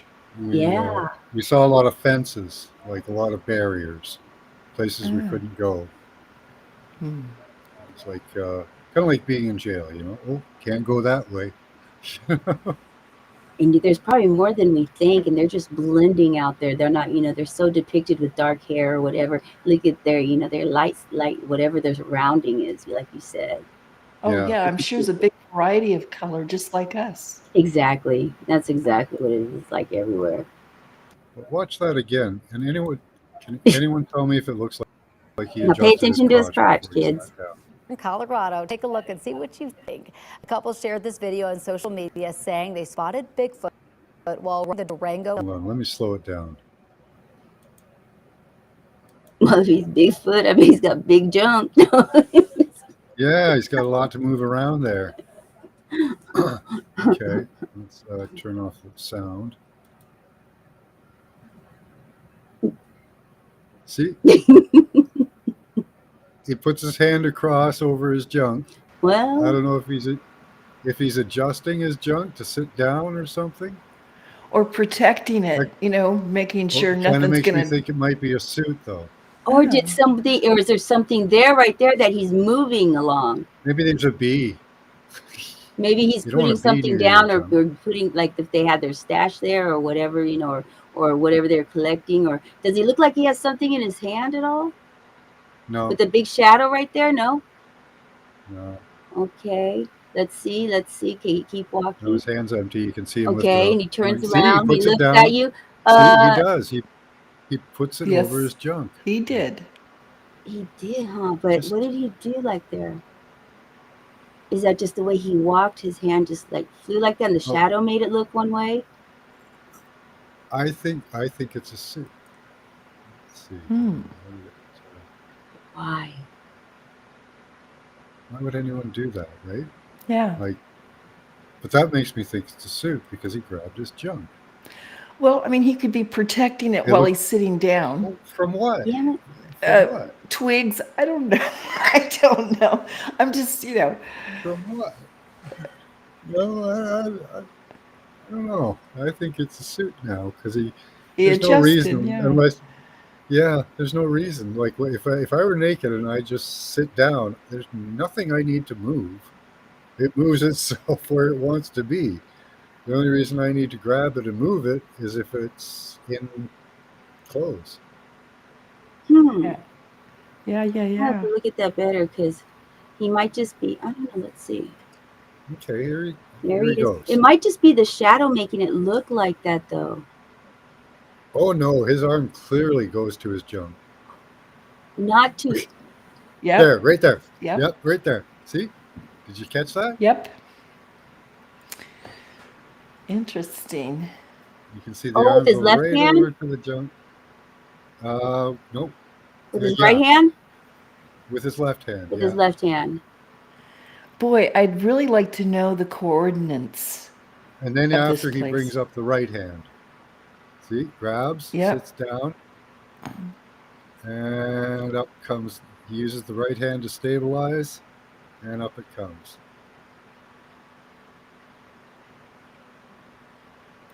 So I don't know. What do you guys think? Could be a suit. I don't know. Looks like he has sunglasses on. Does not. That's crazy though. That's a But thought. I'm just curious as to why he would grab his junk before he sat down. I No think he reason. has something in his hand from that big shadow, the way the shadow is on his left hand. And I Could think, be, but I saw that he did put out his arm before he sat down, and you could see oh clearly yeah, I there see was that now. I nothing see in him it. go down. Wow. Yeah, nothing in it. I don't know. Okay. Huh. Interesting. That is. It's a good video. I'm not 100% convinced. I don't think that's it. That's a great shot. That's a great. I don't shot, think eh? that's the same one though. I'll be honest with you. I don't remember seeing it like anyone blew it up that good. I think that might be a different image. Yeah. another image, or it might be doctored. That one right there, that Yeah. actually Looks might like be, the back of his head's cut off. well, it kind of looks like the side. I don't know, but You can see it, but it's a different color. Maybe yeah, that's part of the camouflage thing. that mountain was different right there. That's too much grass right there. Ooh, though. Hmm. You never know. You never know. I think that they're here though. I don't think they're. I don't know. I if have seen a lot of video of it, of what people claim to be Bigfoot recently. One of them, you can see a backpack clearly on Really? on Bigfoot. Yeah, it was so badly done. But Chinga. Yeah. that's a guy with sunglasses, okay, Yeah, but and a big forehead. Sasquatch could giant be, forehead. they could be smart enough to know how to use sunglasses. Why not? Yeah, If they find Yeah, them why or not? take them, who knows? right. Right? They learned, hey, this is how you blend in with the humans. You wear Oh. some sunglasses. It covers the eyes. They get it. My fur coat on. Yeah. Well, I'm pretty sure they're highly intelligent. They're able to camouflage and get around without us catching them. Yeah, not too often. Yeah, nobody's even ever gotten really a shot off at one. They're just gone, you know. That's why they think they go into those portals or dimensions, but they're actually just blending. Yeah. They're blending. Yeah. Could be going underground. Oh, I don't know. I think they 100%. live on the surface. Well, I think they live on do the both. surface, but I think they have the yeah, capability to caves. do both. Yeah, caves would be a good place to hide from rain. Nobody likes the rain. They're like the Groots.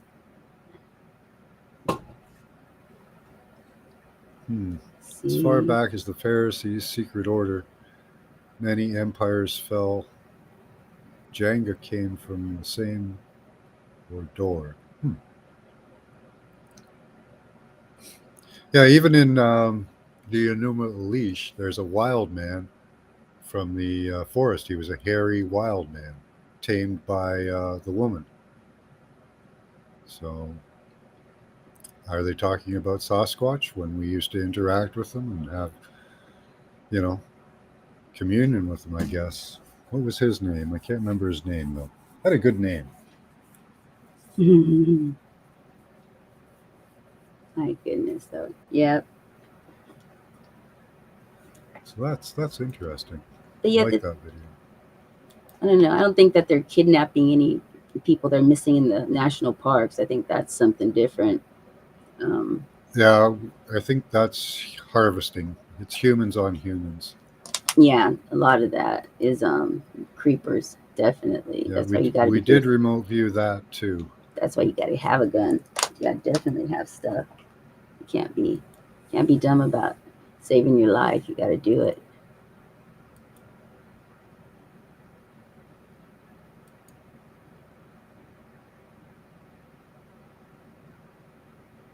Now, some of those stories that they're just grabs his you junk and sits down. are so affectionate. He grabs his junk. Please. Ooh. Okay, you say right there he grabbed? No? Yeah, he's moving too. Yeah, Okay. this is a good video of it. Yeah, I want to see this on Google Earth, the area. See, You could probably right there. go He's to got- the train's Southwest- website and see Southwest. what train goes through right there. Yeah. Takes that to Silverton or wherever it was, Durango to Silverton, Silverton, Yeah. Southwest call, and then it's See right. it. Yeah. Yeah. And you Okay. might be able to spot it on with all those little symbols down, or all those little destinations, little things down there that you found. Okay, I'm okay. Not as much anymore. This video is pretty clear. See, it was the shadow, huh? So he is putting his arm up. There's nothing in his hand, I don't think, but that's a pretty normal way to sit down. He doesn't quite grab his junk. He more grabs like at his waist area, which would be normal. So, And I okay. think right there, it kind of looks like there's something below him, maybe to the right or the left. I don't know. What were we saying? Maybe he was above him, we thought. But then just the way his mannerisms are, it just seems like he's very familiar with the Talking earth. to someone, yeah. Or talking to someone. Yeah. Telling someone, stay down. Damn it. Don't move. Don't be moving. They're going That's to the catch rest of the you. landscape. That's the area he's kind of talking to. Could be a little one hidden back there you couldn't even see. You know, something. Everybody could be playing their part right now. They could be all over that hillside and we wouldn't see them. That's the highest definition it'll go.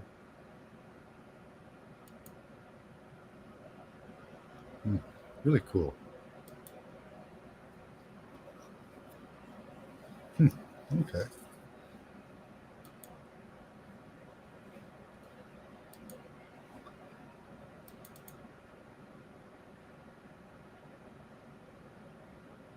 I don't think that'd be a skinwalker, but I think it's a Bigfoot. Yeah. Now, what do you think about the Shangri-La? This one in up in the Shangri-La? Yukon. Yeah, up in the Yukon. That's what they described. Oops, there we go. This one, the Nahanni National Park. Think it's still got mammoths? Maybe an inner earth entrance? Oh, I've heard Shangri-La is the inner earth entrance. Yeah. This isn't Shangri-La. Okay. This is Nahanni.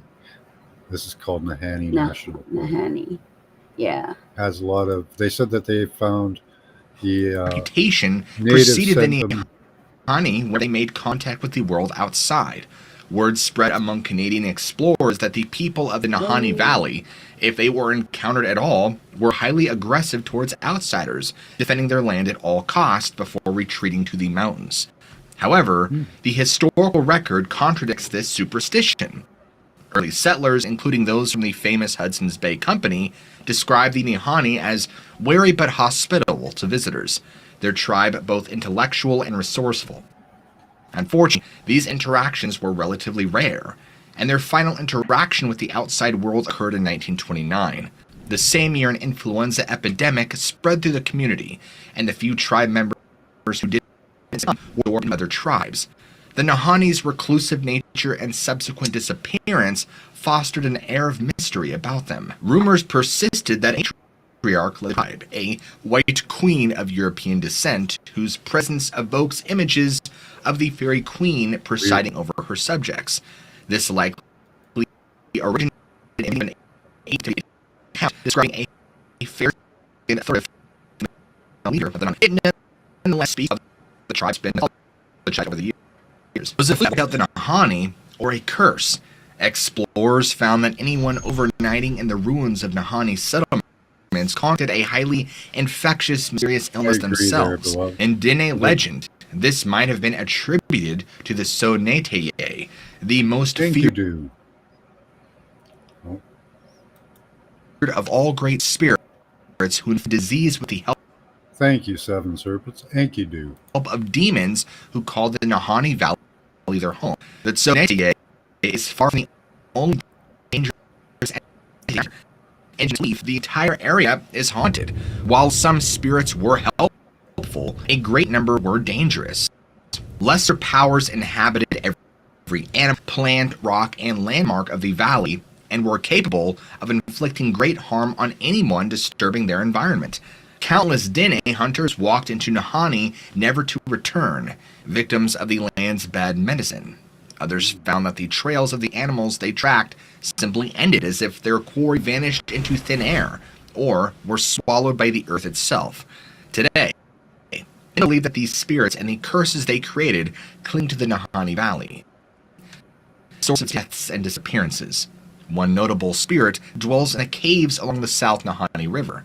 According to tribal lore, it is known for making people disappear like smoke in the wind. Its hideous wails can be heard drifting on the breeze at night. While on an expedition to Nahanni, journalist Pierre Berton experienced this sound firsthand. He described a low howling whine that swept out of the mountain down into the valley, died, and rose again in greater intensity. The banshee wail made our hackles rise, for this was, without a doubt, the spirit sound so many men talked and whispered about. Even when this sound isn't heard, an oppressive feeling hovers over Nahanni. Franzen said in the 1940s that there's absolutely no denying the sinister atmosphere of the whole valley. Depending on legend, the park's eerie landmarks, including its many caves and thin spires of rock called Hoos, either housed a trap or were created by these spirits themselves. These spirits sometimes make themselves explicitly known. In July of 2010, Anthony Roche, a park employee of indigenous descent, was preparing for winter in Nahanni by clearing trails, selecting firewood for the cabin. Although no tourists were allowed in this portion of the park at the time, the forest fires, he found companionship in two other employees, Bob and Amy, who eventually joined him at the cabin. One day, Anthony and Bob dozed off in their bunk beds while Amy washed dishes in the kitchen. After a time, Anthony heard her stop. Everything fell silent in the kitchen. A short time later, Anthony became aware of someone, presumably Amy, walking from the kitchen into the bunk room. The presence tapped him on his heel. Anthony grumbled a reply, assuming Amy went to finish the dishes. He dozed off, only to be briefly awoken again by a light shake on the shoulder. Finally, the footsteps angrily stomped back into the bunk room, and Anthony was forcefully shaken awake. The footsteps stormed out of the room before he opened his eyes, and when he looked, there was nobody there. After using the outhouse, Anthony returned to the cabin, only to find Amy herself asleep on the couch. When he woke her up, she denied ever entering the bunk room. Bob said that he had been asleep the entire time as well. Even if he was lying, Bob had been on the top bunk, and there was no way he could have climbed down without Annie noticing. A month later, Anthony was helping a student and other coworkers film a promotional video for Nahanni. At one point, they were alarmed by a shriek call from the forest. It sounded like a raven, but was clearly a human being imitating a raven. Tourists were still restricted in the area, and Anthony looked to one of the senior park employees for an answer. His companion only cryptically replied, "He's just letting us know he's there." Within minutes, the wind picked up, carrying the unmistakable sound of a woman singing. This time, none of Anthony's coworkers could offer any explanation other than that they all looked exactly like singing. What would have happened if this singing spirit had approached the park employees? They might have gone mad. Numerous tales of individuals emerging insane from the Nahanni Valley stretch back into indigenous lore, with more modern accounts verified in the historical. For example, bush pilots checking on the well-being of 5 prospectors in 1960 were met with a grisly scene. From the 2 survivors, they pieced together the details. The prospectors' flour supply had begun to run low, and judging from the moose caribou present, they had turned to hunting big game in the park. None of them had dressed the animals, however, and simply left them in the field. Instead, the men butchered and ate their own dogs, sometimes waiting until they were so rotten that their skin sloughed off at the slight touch. Another prospector consumed the guts of a caribou but left all the actual meat to rot in the sun. In their desperation and madness, one of the men killed himself with the last of their dynamite far off in the forest. They learned of this tragedy. 2 prospectors set off for help, but never returned, leaving the final 2 survivors to languish deliriously in their cabin. Another unfortunate victim of Nahani's madness was a prospector named Joe, who set up a simple log cabin in Nahanni around 1914. When a rescue party looking for a missing person in the valley stumbled upon him, and they found his face severely scratched, an eye swollen shut. They asked Joe if he and his prospecting partner Red had been fighting. Joe mumbled something about being abandoned and fighting blue devils in the mountains that he now had imprisoned in a box. Joe rushed back to his cabin, fetching a small wooden container, and instructed the rescuers to follow him into the wilderness. They reluctantly obliged, but after a time began to suspect that the box was full of gunpowder. The other men tackled Joe. To their relief, they found that the box only included matches and baking powder. After a brief struggle, realization washed over Joe's face, and he finally recognized his visitors, having met them before. They brought him to the cabin where they hid his cutlery and bandaged his wounds, supposedly obtained in a fall. A short time thereafter, they found Red, who had fled into the wilderness to escape Joe's madness. In the coming weeks, Joe seemed to calm down and the pair resumed their prospecting. However, he eventually started inventing bizarre rituals and culminating in the construction of a sacrificial altar on a mountaintop. This was the final step. Red took Joe back to civilization for medical treatment. Beyond malevolent spirits, a more sinister curse is said to afflict Nahanni. Legend holds that the best way to avoid coming to harm in the valley is to leave the soil untouched. Anyone who removes minerals from the earth, especially gold, meets an untimely end. There seems to be some truth behind this prohibition. Not only are there plenty of examples from the Nahanni Valley, but similar taboos can be found all around the world. For instance, visitors to Hawaii Volcanoes National Park are strictly warned against taking rocks from the area. In addition to the legal penalties of removing such items from the national parks, it is believed that anyone who does violates the wrath of Hawaii's volcano god, Pele. Each year, Volcanoes National Parks receive hundreds of packages, each containing sand and rain from the site, returned by tourists trying to change their newfound bad luck. Whereas Pele values obsidian, whatever lurks in the Northwest Territories seems to covet gold and refuses to let it leave. The Prospector's Guide to Nahanni Valley are the source of its most enduring mystery. A string of headless corpses stretching through the years. The intense interest that prospectors showed towards the beginning of 1900, when a Diné tribesman named Little Nahanni brought a quartz sample from the valley into town. It was richly veined in gold. Now, according to one story, local tribes had endeavored to keep the valley's gold a secret. But Little Nahanni changed all that when a second Diné brought more gold from the river. 4 years later, the Nahanni Valley was inundated with prospectors, a flood which had diminished to a trickle by the time brothers Willie and Frank McLeod had actually started in 1908. By all accounts, Willie was the quintessential frontiersman, capable of living off the land and tracking game better than anybody else at the time. When he first fell in Nahanni in 1905, Willie filled an entire box with samples, but tragically lost them when they spilled overboard in the river. Undeterred, he returned and was able to pan 10 ounces worth of nuggets. He soon enlisted his brother Frank and a young engineer from Scotland by the name of Weir. That was the last anyone saw of him alive, at least. Like so many other tales from the era, the rest of the McLeod story is hard to precisely pin down, with newspaper narratives offering conflicting details. What is generally agreed upon is that 2 to 3 years later, Willie and Frank's brother Charlie set out to find his missing siblings. He eventually discovered them along the river in a part of Nahanni known as Dead Man's Valley. Both had been murdered. Their heads were missing, and some stories feature their heads intact, their bodies sporting gunshot wounds. The McLeod brothers appear to have been killed in their sleep. One skeleton. Oops. Have you heard of SuperBiz? This weird new tool is quickly becoming the most popular stocking stuffer of 2023. It twists, bends. Its feet covered in rubber boots. The width is anyone's guess. There is some evidence that tribes further to the west, along Alaska's coast, have engaged in head hunting practices. However, many of these were among that weren't. Nations focused prominently on scalping, not decapitation, were animals to blame. Humans.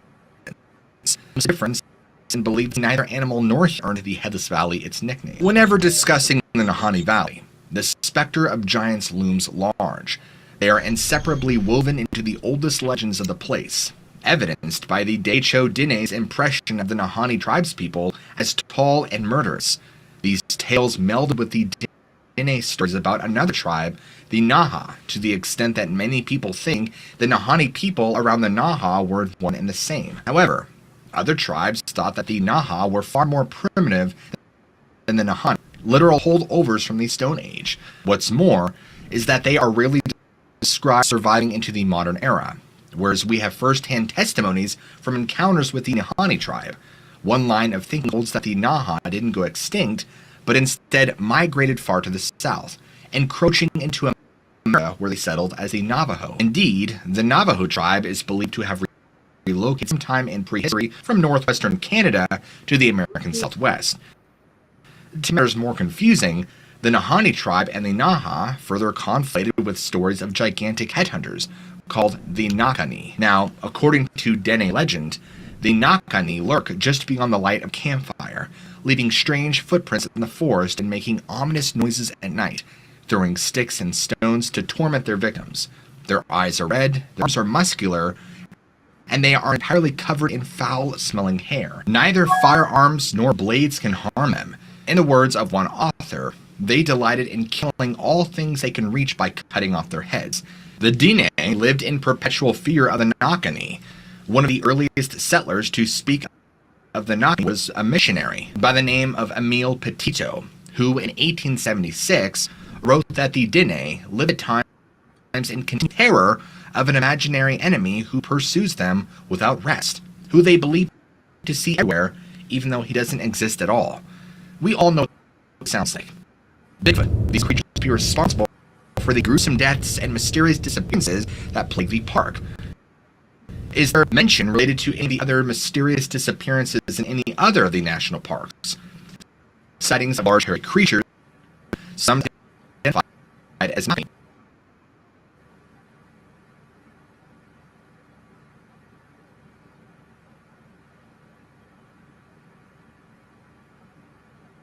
Persist throughout the northern territories. What's more, footprints, shaped like humans but are too large, not wearing shoes, have been found in the Nahanni Valley. Perhaps one of the first outsiders to encounter the Nakani in Nahanni was John MacLeod. Something pelted his 1831 expedition with stones from the forest, and in 1914, Poole Field, who on the same trip both the Mad Prado and found Martin Jorgensen's headless body, and noticed that something was throwing rocks and branches at them as they sat around the campfire. The rescue party's dogs went berserk, but they could never locate their invisible assailant. Eventually, a scout killed what he thought was a Nakani chasing him. Unfortunately, it turned out to be one of his fellow Dine. 8 years earlier, Walker and a man named Sam were prospecting in the Nahanni Valley when several Nakani, described as monkey men, encircled their camp from out of the fog. They called across the campfire to one another in whistles and hoots, forcing the witnesses to huddle as close as possible to the campfire for protection. When dawn finally came, the men relocated, but again were surrounded by Nakani. The beast crept closer than before, causing Sam to panic by his firearm. He took off and flung after one of the hairy beasts, and shortly thereafter, Jerry heard him screaming from deep within the woods. Because of the dense mist, he could do nothing but sit and listen. According to the story, Jerry found Sam's corpse stripped of flesh. Predictably, his head was nowhere to be found. The Nakani is regarded as being at least the size of a man. A much smaller wild man, known as the Nukluk, also appears in the vicinity of Nahanni. In fact, the creature has shown itself no less than 3 times in 1964 in the Nahanni Butte, a community on the outskirts of the park. In April, an elderly indigenous witness and his friends encountered a short, naked, muscular, bearded man-shaped creature in the woods. When they offered a greeting, it growled and bolted into the forest. And in May, a woman was weaving a basket at dusk when she felt someone watching her through the window. She looked up but saw nothing and returned to her work. When she looked back again, a bit later, a hideous face, identical in description to the creature seen a month earlier, stared back at her. She and 2 of her children went outside to track down the little man, but nowhere to be found. Finally, a 14-year-old boy named Jerry saw the creature that autumn at his home near a local landfill. It was 9 p.m. when he heard his dog barking outside, and by the time Jerry and his father went to comfort their pet, it was completely calm and quiet. Perplexed, the father and returning in the direction of a sound, the father illuminated a short figure staring back at them. The knuckle was covered in fur. The hair was colored light brown, with the exception of its head, which was instead dark black and tapered to a point. It held a stone club in its hands and seemed to wear a leather garment of moose skin at the waist. Oddly enough, its feet were covered in rubber boots. The witnesses and the knucklehead stared at one another for a long few moments before the dog started barking once more, sending the creature up the property and over the road. Its presence caught the eye of several witnesses who chased the creature but abandoned pursuit and ducked into the bushes. In 1965, outdoorsman Frank... That's bizarre. It's got boots on? That's cool. Shows it's intelligent. But still wild. That's incredible. But going back to the And where there's they made their voice sound like ducks, that would actually be ingenious because, like he was saying, they sounded like birds or something. He said that they had a Yeah. But that would be genius if you were out there and you didn't want anyone to know that you were out there. You could make sounds like ducks and communicate with your people, and they would they wouldn't be none the wiser. They wouldn't know Yeah. it was you. You know, if they're making sounds like animals, I wouldn't pay attention a second thought to it. Yeah. You would just think, well, it's ducks, you know, or some type of bird or squirrel Wow. or just something, right? Yeah, and those people, that's why they call them that. They sound like ducks. They're quacky. Wow, that's interesting. Graves spotted something in the Nahanni Valley that made his blood run cold. It was enormous and covered in a terror. For a polar bear that had found its way far south and watched, Graves could tell that this thing looked more like a dog or a wolf than any bear. Graves had encountered plenty of wolves in his time, and this was 20 times larger than any wolf he had ever seen. Reflexively, he hit it with a blast of his birdshot, but the animal barely reacted, simply made to lumber off into the trees. Now, according to his DNA guide, Graves had encountered what they refer to as Wahila, easily the most famous cryptid of the Nahanni Valley. These creatures resemble immense wolves but never travel in packs. Their heads are proportionally wider than wolves, their ears smaller, and their tails are thickly muscled like an otter's. Locals had long suspected that Willie and McLeod, like the lions, some speculate that the Wahila is a relic animal which survived extinction, maybe a direwolf. These massive canines supposedly died out between 10,000 and 16,000 years ago. The largest direwolves stood a little over 3 feet tall. Wolves are known for being especially aggressive. A number of attacks have taken place over the decades. Like other megafauna found in Nahanni, these specimens are often quite large for their species, and this has led some to speculate that the Wahila Frank Graves saw was simply an oversized wolf, perhaps one suffering from gigantism. An ostrich from its pack. We'll likely never know for sure, but the answer may still lie somewhere in the depths of the Headless Valley. This is only the first sketch of the odd occurrences at Nahanni National Park Reserve. For every mystery we have covered, several others lay untouched. But by far the most comprehensive book subject is The Legends of the Nahanni Valley by Hammerson Peters. Peters' work exhaustively details the countless mysteries found in this remote corner of the Canadian wilderness. Despite its abundance of intrigue, Nahanni National Park Reserve remains one of the least visited national parks in Canada. This is, of course, due to how inaccessible it remains. But inaccessible doesn't mean impossible, and if you are interested, you can investigate its mysteries firsthand. Although, determination and very cool. Yeah, I wonder what that the giganticism of animals there is really cool. Really fascinating. Like, again, a leftover from a chimera. Yeah. Yeah. Yeah, it could be. Fascinating. It's Nero. And they talk of woolly mammoths and the natives understanding what a dinosaur looks like, its musculature and stuff. That's pretty cool. You knew they were there. Then. They live. Yeah. Looks like a dog man. Yeah. Kind of. Could be dog men, could be anything. Sure, we have really. folklore of werewolves and all kinds of forest creatures. Yeah, it doesn't mean that some of them couldn't have survived. Yeah, I think so. Like, it was kind of like when I saw that creature, even if it was fake, it was the area that it was in. It was like, aha. It's like, of course, they would cling on to the pockets of survival because over the centuries, that's where they live. I mean, they just Yeah. hung around, stayed there. Maybe there's a covered area in there or an inner earth entrance. Yeah. That's what I'm thinking. It just, Yeah. just didn't get hit with the same impacts that the rest of the earth got, maybe. That's a possibility, too. Yeah. Looks like a dog man, yeah. Oh, Mrs. Powers, how is Mr. Powers doing? He's doing well. I'm watching him right now on the camera. He shouldn't be doing some things that he's doing. So I'm thinking I need to go out there and tell him knock it off. Yeah, he thinks he can do things he shouldn't. Like they. Oh. No. You don't need to be rototailoring. Come on now.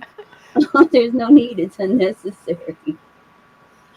But I just had a heart attack, so I'm going to go rototill, yeah.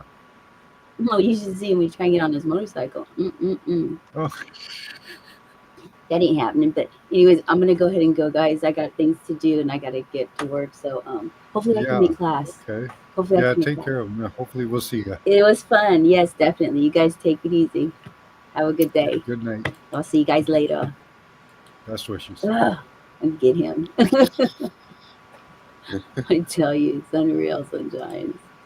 Totally. All right, I'll see you guys. Bye. All right. Bye-bye. Bye-bye. Yeah, the inner earth aspect of that is kind of neat. The idea that it could be. Yeah. I was just going to say, great connection with Marlena. Mm-hmm. Really loved her input. Oh, did your package arrive? Oh, no. We get Huh? our mail rather late here. Anything from Oh, okay. 5:30 to 8:30 at Anything. night. Yeah. Yeah. Because we're. Oh, I don't know what day or anything. Oh yeah. So, but no, I will definitely send you a message when it comes in. Of course. Okay. Yeah. Hi, Nocturnal Frequency Radio. Good to see you. Good evening. So that was kind of cool. Getting done with. Oh, yeah. That's interesting because I was thinking of them when also with quacking ducks frequencies, like they can talk to each other. Anyway, just that. Yeah, with different, just the frequency of it. Yeah. Yeah, they're sending out just certain vibrations. Might sound like a duck, but to them it's a pretty coherent sentence. You know, I don't know. Could be many things, but it's fascinating. The nature of man is to live in conflict with his environment. The Emerald Tablets. It's pretty good wisdom. Yeah. How are you doing, the last resort? Good to see you. You guys came at the end here. We're just about to wrap it up. Didn't have too much else to do. Good to see. Just wanted to discuss. We kind of segued to chimeric and creatures from our past, really. Yeah. Remnants of the past of what we were, the giants and the giant animals and chimeric creatures like Sasquatch, which is probably a chimeric creature like us. Yeah. Or chimeric creatures. And, different size Sasquatch that I've never heard of before. Short, fuzzy people. 3 feet tall.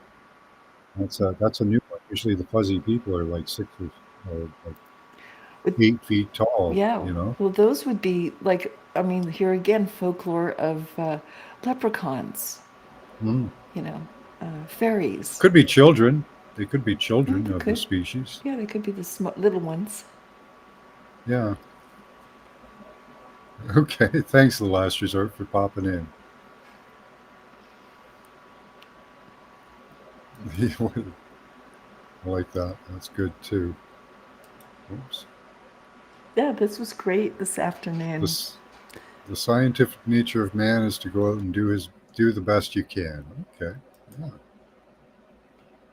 I think it's to partly take care of your necessities and needs, and hopefully have some fun while you're doing it. You know. John Prine. Okay. Don't know him. Oh, he was a singer. The one I know.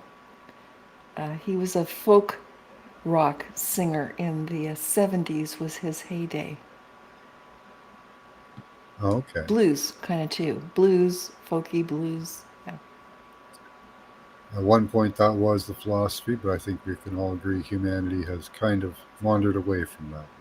Yeah, I'm not an evolutionist, so I think that our combat with the elements was only pretty much allowed because I think there was intelligent beings on the planet at all times.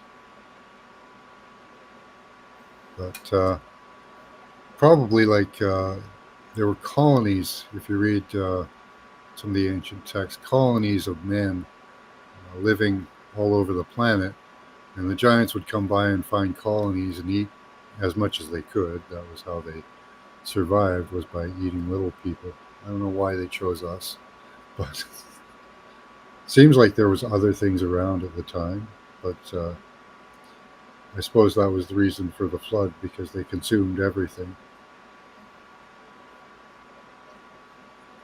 Yeah, it's interesting. In If we some were iterations, yeah.